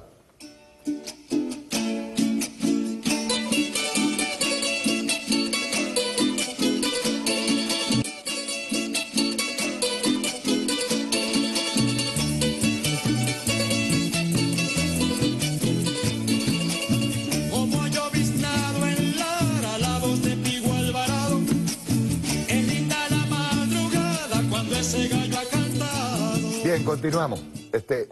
Tú me tenías un gráfico con referencia a lo que estábamos hablando ahorita. Pónmelo aquí en pantalla. Claro, para que no piensen que lo que decíamos recién era producto de un espíritu antiimperialista, que veíamos cosas que no existen. Miren, este gráfico es fuente oficial del gobierno de los Estados Unidos, patrimonio de las familias en billones de dólares, ¿no es cierto? En miles de millones de dólares. Miren las tres curvas. El 50% más pobre. El 50% más pobre. Entre el año 1989 y el año 2013 no ha acrecentado en absolutamente nada su ingreso y su fortuna en los Estados Unidos. Estamos hablando de un periodo de un cuarto de siglo. Están igual que antes, 1% y 1%. En cambio, las familias de clase media mejoraron un poco, que es esta línea de acá, pasaron del 9% a casi el 19% y después bajaron al 15%. Bajaron al 15% desde 2007. Fíjate que entra en el periodo de la crisis económica. La crisis económica les produce un impacto y luego se estabilizan. Pero fíjate que el 10% más rico pasa del 20% al 51%. Estamos hablando del 1%. Del 10%. Del 10%. La 10% más rico. Okay. Esta es la radiografía de la sociedad americana. Si ustedes quieren Al final de la época de Reagan, era esa, que era una época conservadora, pero fíjense, era mucho más igualitaria de lo que se transformó después. La diferencia que hay entre el 10% más rico en el año 89 y el 50% más pobre era de 20-1. Ahora es de 51-1. La brecha creció enormemente. Enorme. Por eso cuando hablamos de la crisis y el socialismo y todo lo demás, esta gente tiene miedo que ante esta realidad una propuesta socialista ahora tenga sentido. Bueno, esto quería dejarlo aclarado un poco porque... No, y es bien interesante, porque fíjate bien, en el caso de Estados Unidos, ahí hay como temor interno por parte del poder. Sí. Del poder, el status quo está siendo asediado. ¿Asediado por qué? Por sus propios... porque el capitalismo no tiene otro tipo de solución. La solución es esta, enriquecerse mucho más a costa de los pobres. Y este es el resultado. Ahí está el resultado. Ok, ahora, ¿por qué en Latinoamérica, si llevamos una década, aquí vamos a comenzar con algo que es bien interesante? ¿Por qué en Estados Unidos, pásele, compa, póngale la pila de una vez? No se preocupe, tranquilo. Tranquilo que esta es la hojilla. ¿Por qué nosotros, aparte del plan, pues, recordemos que después del 2002, ellos no, y hay algo que pasa con los Estados Unidos siempre te anda manejando sus derrotas y aprendiendo de sus derrotas para ver nuestras debilidades. Y viene el ataque, que el ataque no solamente fue de ahora, por ejemplo, el ataque nuestro a la moneda comienza con el comandante Hugo Chávez. Claro. ¿Por qué nosotros tenemos esa regresión hacia la derecha, Tilio? Bueno, yo diría, Mario, diría lo siguiente. Primero... Estoy hablando de los países que... Sí, Argentina, Brasil... Mira, yo creo que obedece, en primer lugar, a que indudablemente el marco económico internacional se ha hecho mucho más difícil para sostener políticas de redistribución, de ingresos y de expansión del gasto público. Eso no cabe ninguna duda, no podemos negarlo, ¿verdad? Es un dato objetivo. Lo cual, de todas maneras, no es suficiente como explicación. Creo que hay un segundo elemento, es que Estados Unidos está muy consciente de que en este nuevo tablero de la política de la economía mundial, América Latina adquiere una renovada importancia. Siempre la tuvo, pero ahora mucho más. Siempre la tuvo y la razón es muy simple. Si no hubiera sido que América Latina es la región más importante del mundo para Estados Unidos, no hubiéramos tenido la primera doctrina de política exterior, que es la doctrina Monroe, desde el año 1823. Okay. ¿Sí? La segunda doctrina de política exterior de los Estados Unidos, la doctrina Wilson, es de 1918. O sea, nosotros llegamos un siglo antes. ¿Por qué? Porque tenemos mucha más importancia que cualquier otra parte del mundo. Esto es importante que los venezolanos y los latinoamericanos nos lo grabemos en la cabeza, porque todo el discurso oficial de Estados Unidos es que este es un continente que no sirve para nada, de gente holgazán, bruta, mal educada y que no les importa nada. Todo lo contrario, es el continente que más les importa, de lejos, por los recursos naturales. Ali Rodríguez, que hizo una gran labor como, lamentablemente fallecido hace poco tiempo, como secretario general de la UNASUR, él decía, los nuestros son la inmensidad de recursos naturales que tenemos. Y los norteamericanos, que no son tontos, ¿verdad? Serán imperialistas, reaccionarios, pero tontos no son, saben muy bien lo que tenemos. De hecho, Atilio, y déjame para sí, por favor, para hacer vamos a insertar este comentario. Ellos tanto lo sabían que con las nuevas tribus ellos hicieron exploraciones en todo lo que es Guayana. Así es. Sabían lo que nosotros teníamos. El caso de crudo pesado, lo que lo consideraban bitumen, o lo pensaban vender a los chinos como un suplemento del carbón, sí, ¿verdad? Y resulta que era petróleo extrapesado. Era petróleo extrapesado. ¿Entiendes? O sea, esto no es que no lo sabían desde hace rato largo. Mira, Ali me contaba una vez, ¿no es cierto? Estamos hablando de Ali Rodríguez, que cualquier país de América Latina que quiere saber qué es lo que tiene en su subsuelo, no tiene otra manera que recurrir al Servicio Geológico de los Estados Unidos, el US Geological Survey, porque son los únicos que saben. Me dijo, mira, ni siquiera Brasil, ni siquiera Chile, ni siquiera Venezuela o México tienen a su disposición los datos que esta gente ha venido recopilando y además los satélites de observación especializados que les permiten descubrir cosas que nuestros países no tienen. Por eso una de las propuestas que tenía Lee era crear un servicio geológico sudamericano para que nosotros poder relevar nosotros, sin necesidad de tener que ir a pedirle a los gringos que nos digan qué es lo que tenemos en la cuenca del Orinoco. Exacto. Pero bueno, desgraciadamente no pudo ser. Pero esto te habla, digamos, de que ellos conocen perfectamente bien todo lo que tenemos. Y por eso somos la región más importante. Por eso ellos te permiten que haya... A ver, ¿por qué hay un gobierno comunista en Nepal? ¿Y qué están haciendo los gringos en Nepal? No están haciendo nada. ¿Qué les importa Nepal? Pero ponme un gobierno no comunista, un gobierno medio izquierdoso en el Caribe y se te vienen los marines, los cohetes, los comandos Delta, todo lo demás. ¿Por qué? Porque América Latina, como dijo Brzezinski una vez, América Latina nos pertenece. Y esto es una gran isla.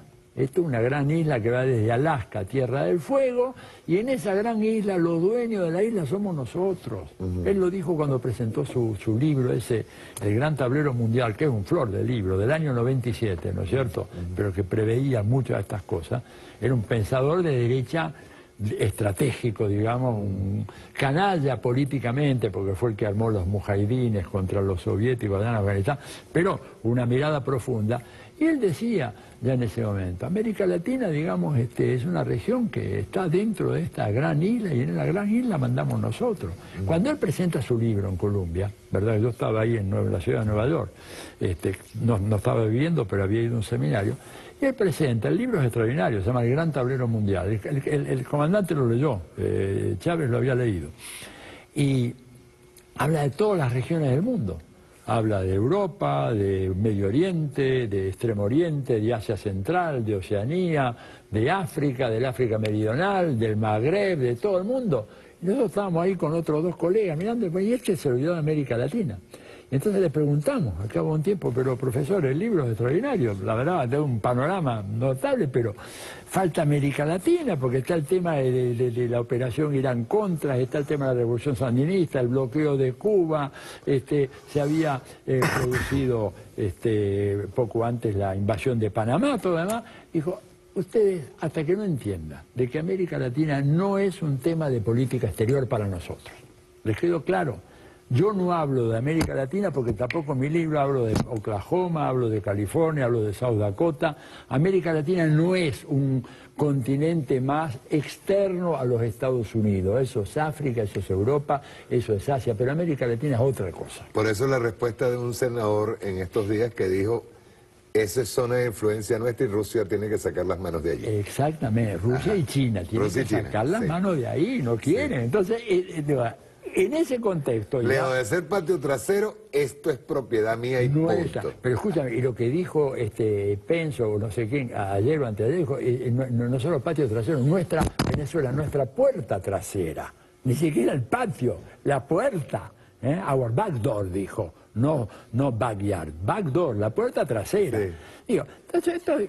Una de las razones por las cuales este retroceso, primero los precios, todo lo demás, segundo, esta contraofensiva. Los tipos vieron en este escenario donde aparecen los chinos en el Caribe, cosa que ni en la peor pesadilla de los años 80 o 90 podían imaginarse los chinos empezando a hacer planes para construir un gran canal en Nicaragua que declararía la absoluta obsolescencia del Canal de Panamá. Exacto. Y sin embargo los chinos están ahí, todavía no empezaron la construcción, pero están los planes, están viendo, ha habido ahora unos retrasos, el problema que hubo en Nicaragua este año pasado tiene que ver con eso, ¿verdad?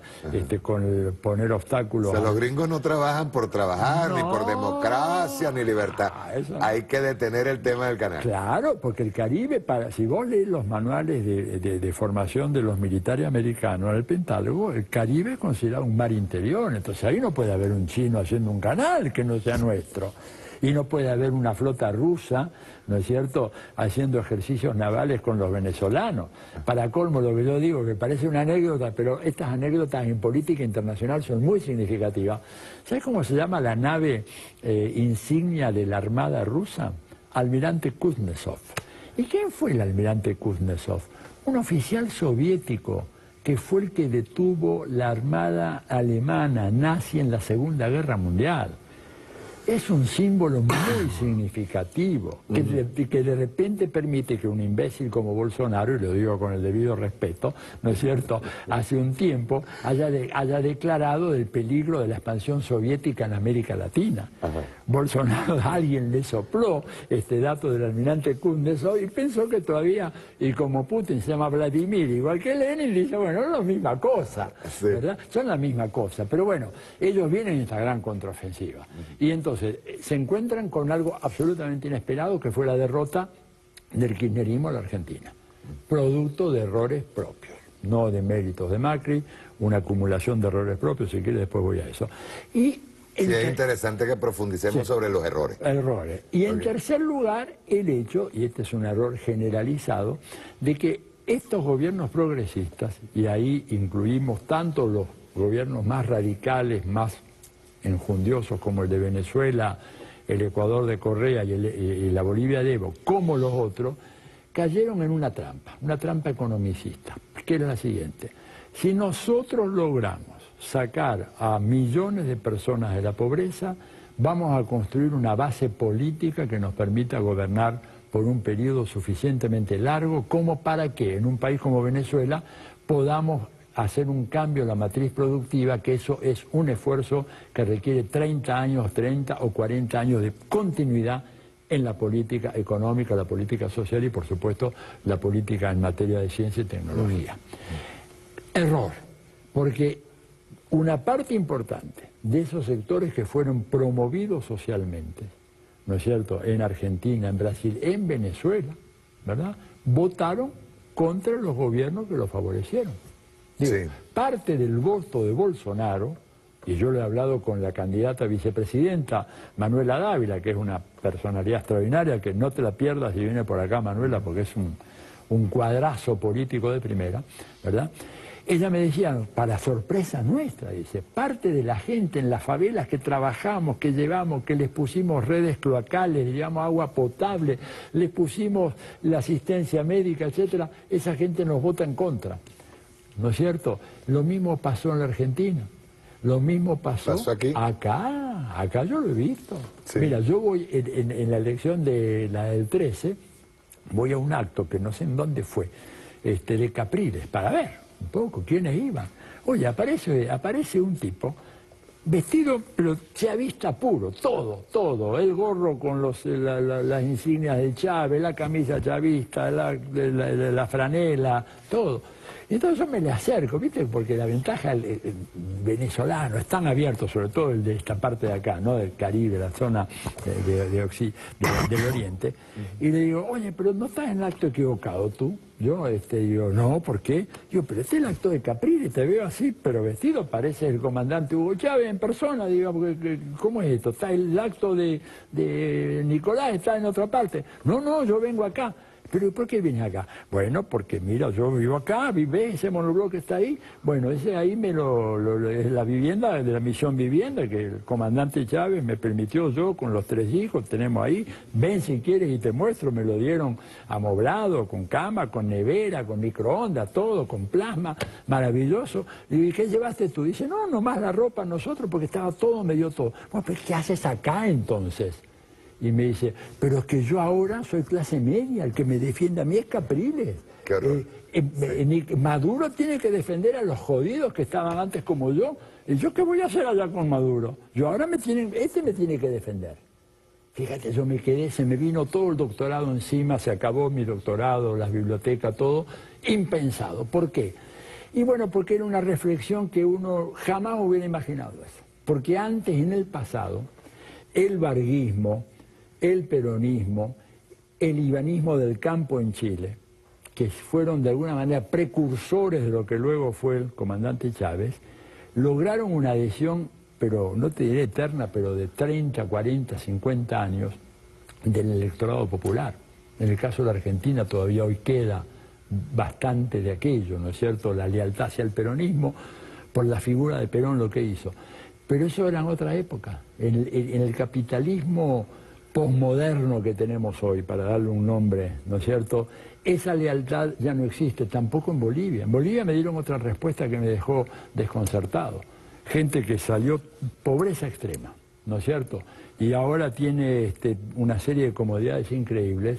Y digo, bueno, ¿y ustedes no le están agradecidos al presidente Evo Morales que los ha sacado de aquella situación en la cual usted me dijo que estaba? No, no, dice, él cumplió con su deber.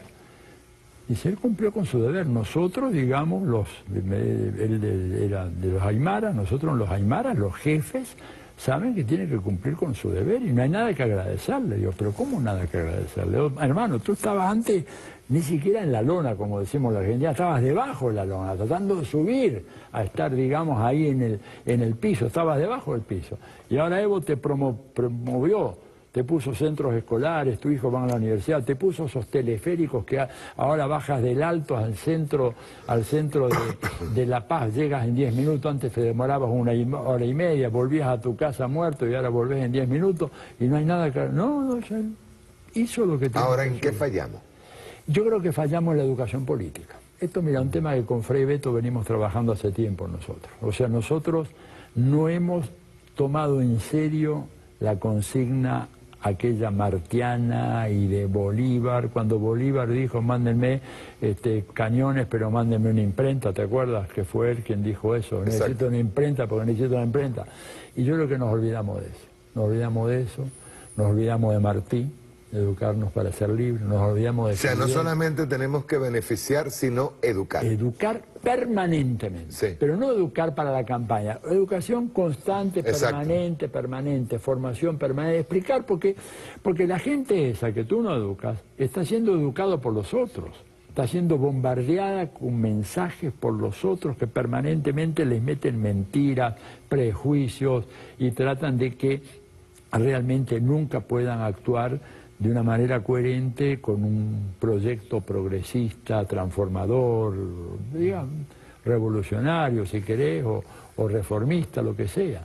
La idea sola de que el mejoramiento de las condiciones de vida te los hace en gente que va a tener más racionalidad y que va a ser más responsable. No es verdad. No es verdad, porque fíjate cómo son nuestras clases medias, mayameras, proamericanas, piti yanquis, todos los países. En la Argentina lo mismo. En Brasil yo he visto un paraescándalo en el momento que estaban en plena destitución de Dilma, gente salir a la calle con pancartas escritas en inglés diciendo US come to rescue us, Estados Unidos vengan a rescatarnos, como si estuvieran secuestrados por un gobierno de izquierda radical, populista, digamos. ¿Y no será también, Atilio, que ser moderado también es malo? O sea, ser moderado, digo yo, en cuanto al... Tú hablabas al principio del programa, y esto es bien importante, de que un retorno de la izquierda tiene que hacer su trabajo, tiene que hacer el trabajo para poder construir el poder. Y para construir el poder tienes que tomar todas las áreas. Así es. No puedes dejar nada al azar.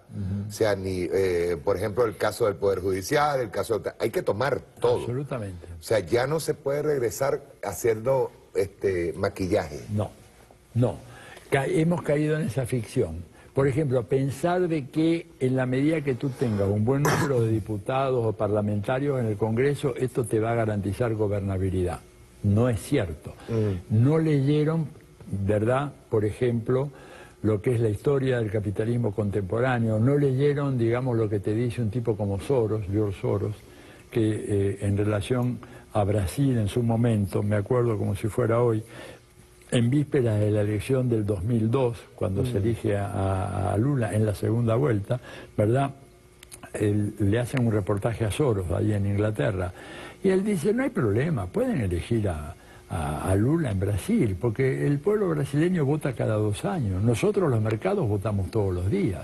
O sea que Lula va a tener que adecuarse, ¿no es cierto?, a lo que nosotros en los mercados decidimos, porque si no se va a quedar sin inversiones, sin comercio exterior, sin tecnología. Lo dijo, pero estas cosas, viste, a veces la izquierda no lo toma en serio. Y por eso yo digo que uno de nuestros mayores déficits que yo veo aquí y que veo en todos los países es que no estamos estudiando las nuevas formas del imperialismo y del capitalismo que se han desarrollado últimamente. Hoy en día, por ejemplo, mucha gente dice, bueno, no, porque la General Motors o la Ford. General Motors o la Ford ya hoy en día no significan nada. Uber, la empresa esta, tiene un valor accionario en Wall Street superior a la General Motors.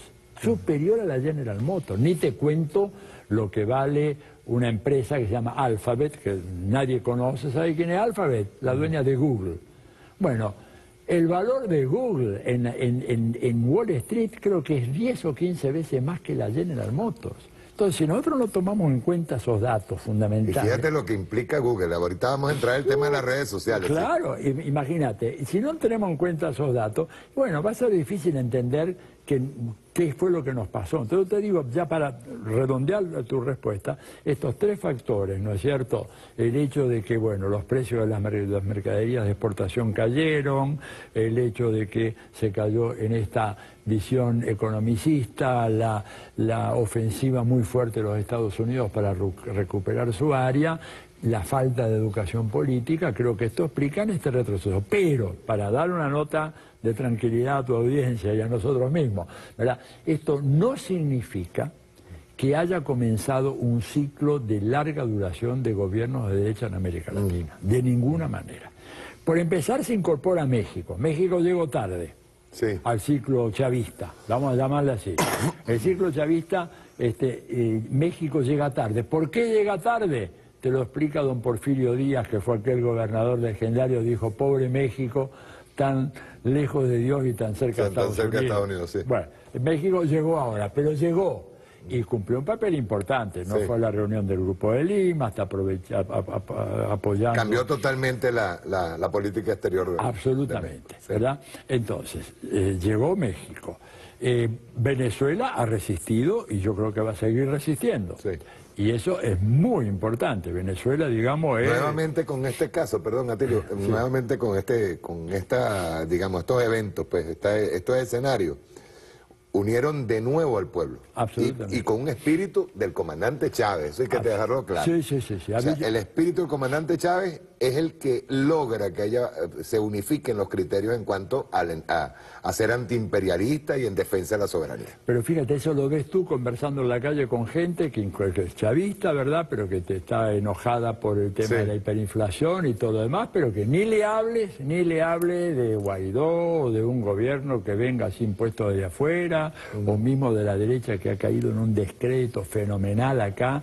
Esos tipos pueden circular por la calle, ya ni siquiera la gente les grita ni les dice nada, ¿verdad? Entonces, me parece que vos decías, ya en esta próxima fase que va a venir, porque estos gobiernos de derecha están lejos de estar estabilizados. La Argentina, digamos, Macri puede perder, perfectamente puede perder las elecciones. Vamos a ver qué pasa si se produce este gran frente amplio de salvación nacional que la Argentina necesita. Si eso fructifica, podemos zafar de lo que es el macrismo. En Brasil, la cuestión de Bolsonaro, ¿verdad?, está pero muy en el aire. Yo te digo, creo que a Bolsonaro le queda poco tiempo en el gobierno, va a ser sustituido por el general el pretexto que está enfermo, no sé qué, pero evidentemente ya el Estado de San Pablo se le puso en contra. La Globo empezó a denunciar casos de corrupción de su hermano, porque Bolsonaro fue una especie de Guaidó de ocasión. Te das cuenta que lo necesitaron para combatir al PT, y mientras Lula estaba preso, porque si Lula salía, ganaba. Si Lula salía, ganaba, pero al galope esa elección. Entonces, hubo una doble operación. Lula preso e inventar este fantoche de Bolsonaro, que es incapaz de hablar 2 minutos, ¿no es cierto? Y ahora, entonces, yo creo que lo van a apartar y va a estar Mouró, que es un general del ejército conservador, pero con un poco más de cintura política, más acostumbrado a la negociación, ¿no es cierto? No un fanático como es Bolsonaro, que es un demente, ¿no es cierto? Y entonces me parece que ahí vamos a ver una cosa muy brasileña, que no va a ser así ni blanco ni negro, sino tonalidad de gris. Tú decías en una entrevista que te hizo Abya Yala. Sí.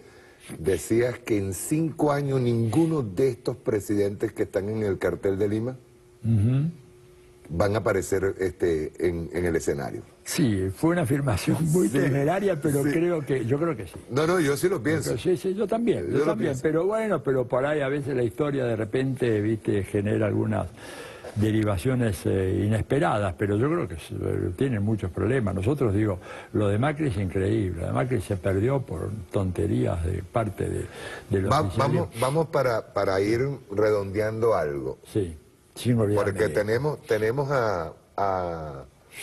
No te preocupes que tenemos chance todavía.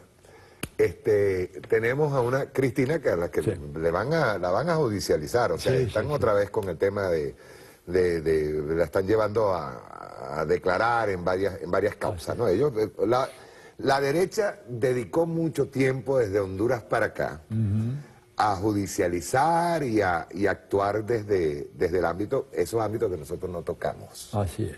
¿Verdad? De hecho, en la misma revolución bolivariana, y eso hay que confesarlo, nosotros dentro de la revolución bolivariana a veces tenemos que callarnos la boca en ciertos sectores, y somos poder. Sí.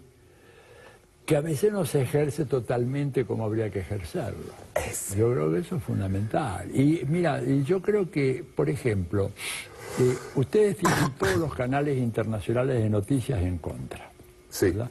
Bueno, Telesur debería ser un canal oficial, o mejor dicho, que esté por aire para toda Venezuela. Porque es el único que habla, que da una visión diferente. Todos los demás que yo vi allá en el hotel reproducían el discurso contrario al chavismo, diciendo que el chavismo había incendiado los camiones, que habían agredido, todo lo demás. Entonces yo no entiendo por qué eso.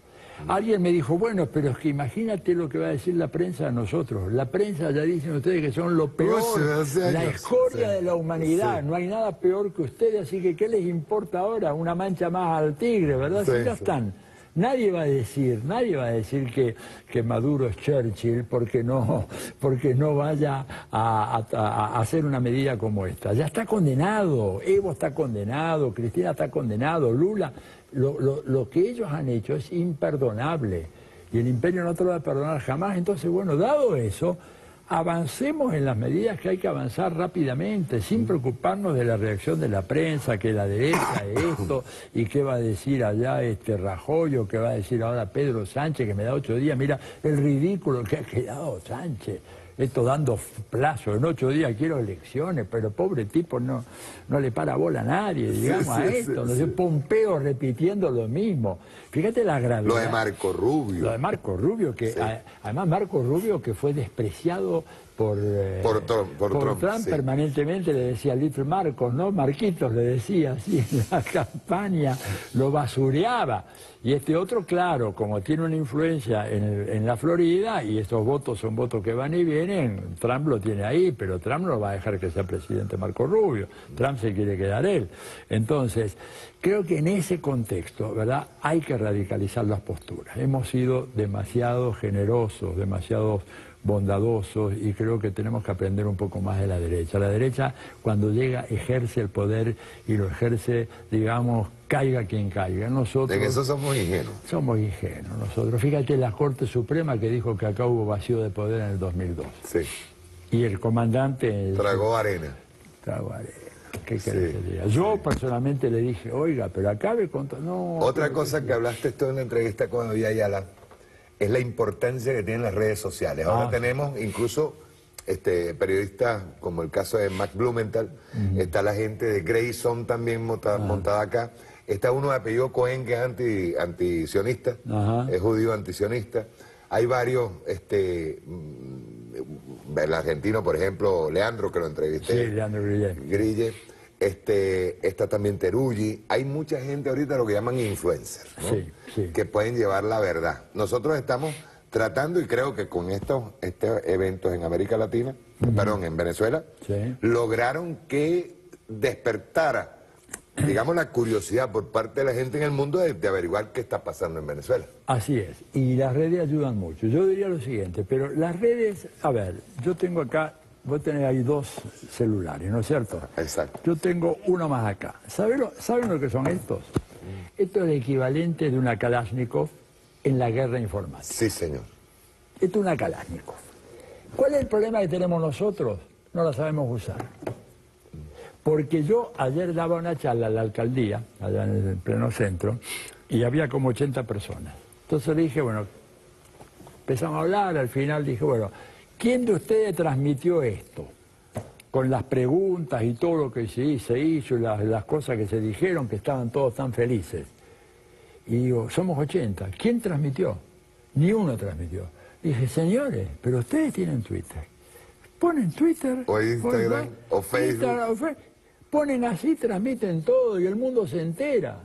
Yo creo que tu programa puede ser una enorme contribución si permanentemente le digan, oigan, saquen el celular y ya tuiteen esto, reproduzcan la hojilla ahora, porque nosotros somos millones. Tenemos millones de Kalashnikov que no las usamos. Y tenemos que hacer que nuestra gente las use. Y ahí vamos a poder... De hecho, perdón, rapidito, Atilio. De hecho, nosotros tumbamos el falso positivo rápidamente por las redes. Por las redes. Por las redes. Exacto. Y fíjate que nosotros estamos, no te digo ganando, pero estamos emparejando la batalla mediática, que antes la ganaban ellos, pero nos destrozaban. Hoy en día hay una pequeña tendencia hacia una cierta paridad por las redes. Porque, por ejemplo, yo puedo de repente tuitear, cuando salga este programa, lo retuiteamos, etcétera. Tengo 56.000 seguidores en Twitter, pero cada uno de los cuales reproduce y repite. O sea, podés llegar tranquilamente a 1 millón de personas que se enteran de la verdad. Eso es mucho más que la circulación que tiene cualquier gran diario en América Latina. Exacto. ¿Te das cuenta? Pero tenemos que usar esa arma. O sea, no, tenemos una Kalashnikov. Por eso, por ejemplo, Brzezinski, volviendo a los grandes pensadores del imperio, Brzezinski le tenía pánico a esto.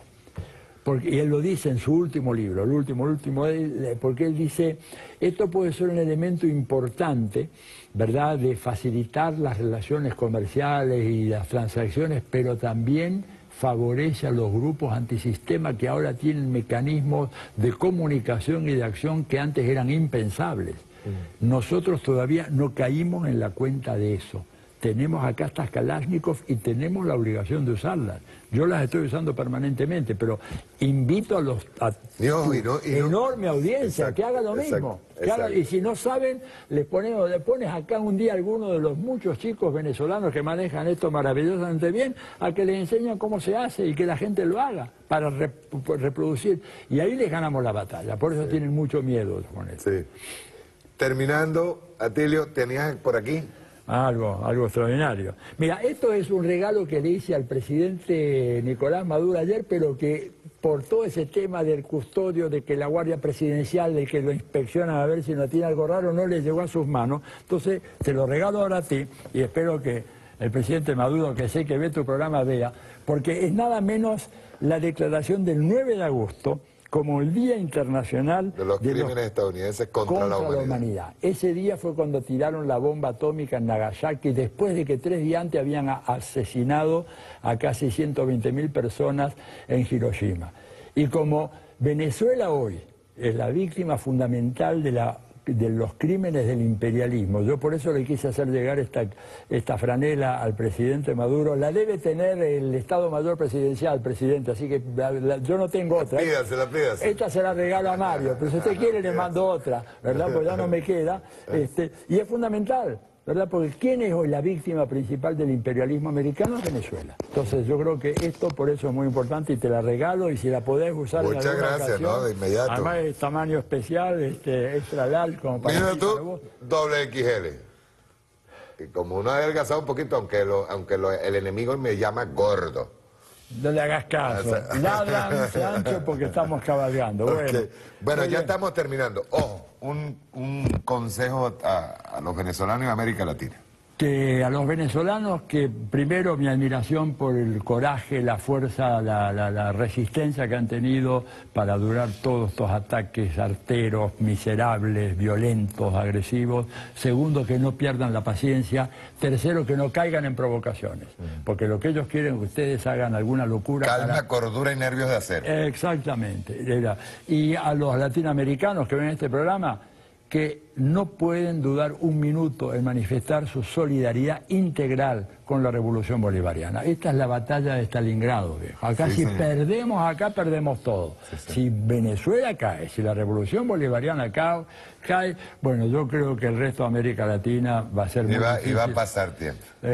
Pero acá yo estoy seguro de que este país y este pueblo ha dado grandes muestras de fortaleza psicológica, física, mental, y va a salir airoso de este gran desafío. Una pregunta rapidito, ¿qué tal te resultó el Congreso de los Pueblos? Muy bueno, muy interesante. Ahí se está formando algo que es este Frente Antiimperialista Internacional de coordinación de las luchas, porque tenemos un enemigo común todos los pueblos, y un enemigo que tiene un plan de carácter planetario, y para contraponerse a un plan de carácter planetario tienes que tener un contraplan también de alcance planetario, universal. No podemos luchar contra la Monsanto, que hoy es Bayer ya se la compró, ¿verdad? Con luchas aisladas en Paraguay, en Venezuela, en Sudán, en Afganistán. Tenemos que tener una estrategia global, porque ellos son un ajedrecista global que se enfrentan a nosotros, que somos ajedrecistas dispersos. Nos van a ganar siempre. Entonces acá hemos dado un gran salto. Y la izquierda, por estar dispersa, perdió mucho frente de batalla. Y ahora, sin embargo, con esta asamblea se puso en marcha un mecanismo que yo creo que es muy, muy promisorio y que realmente nos va a permitir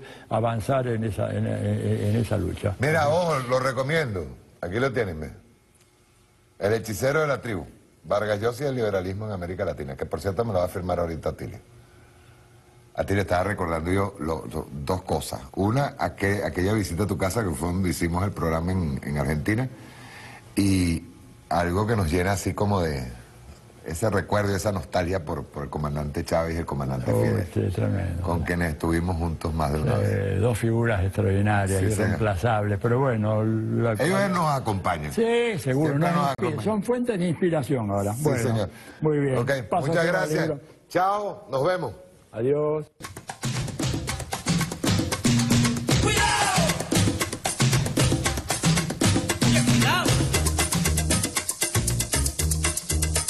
Bueno, yo además de cristiano, yo no soy solo cristiano. Yo soy un revolucionario y también soy marxista.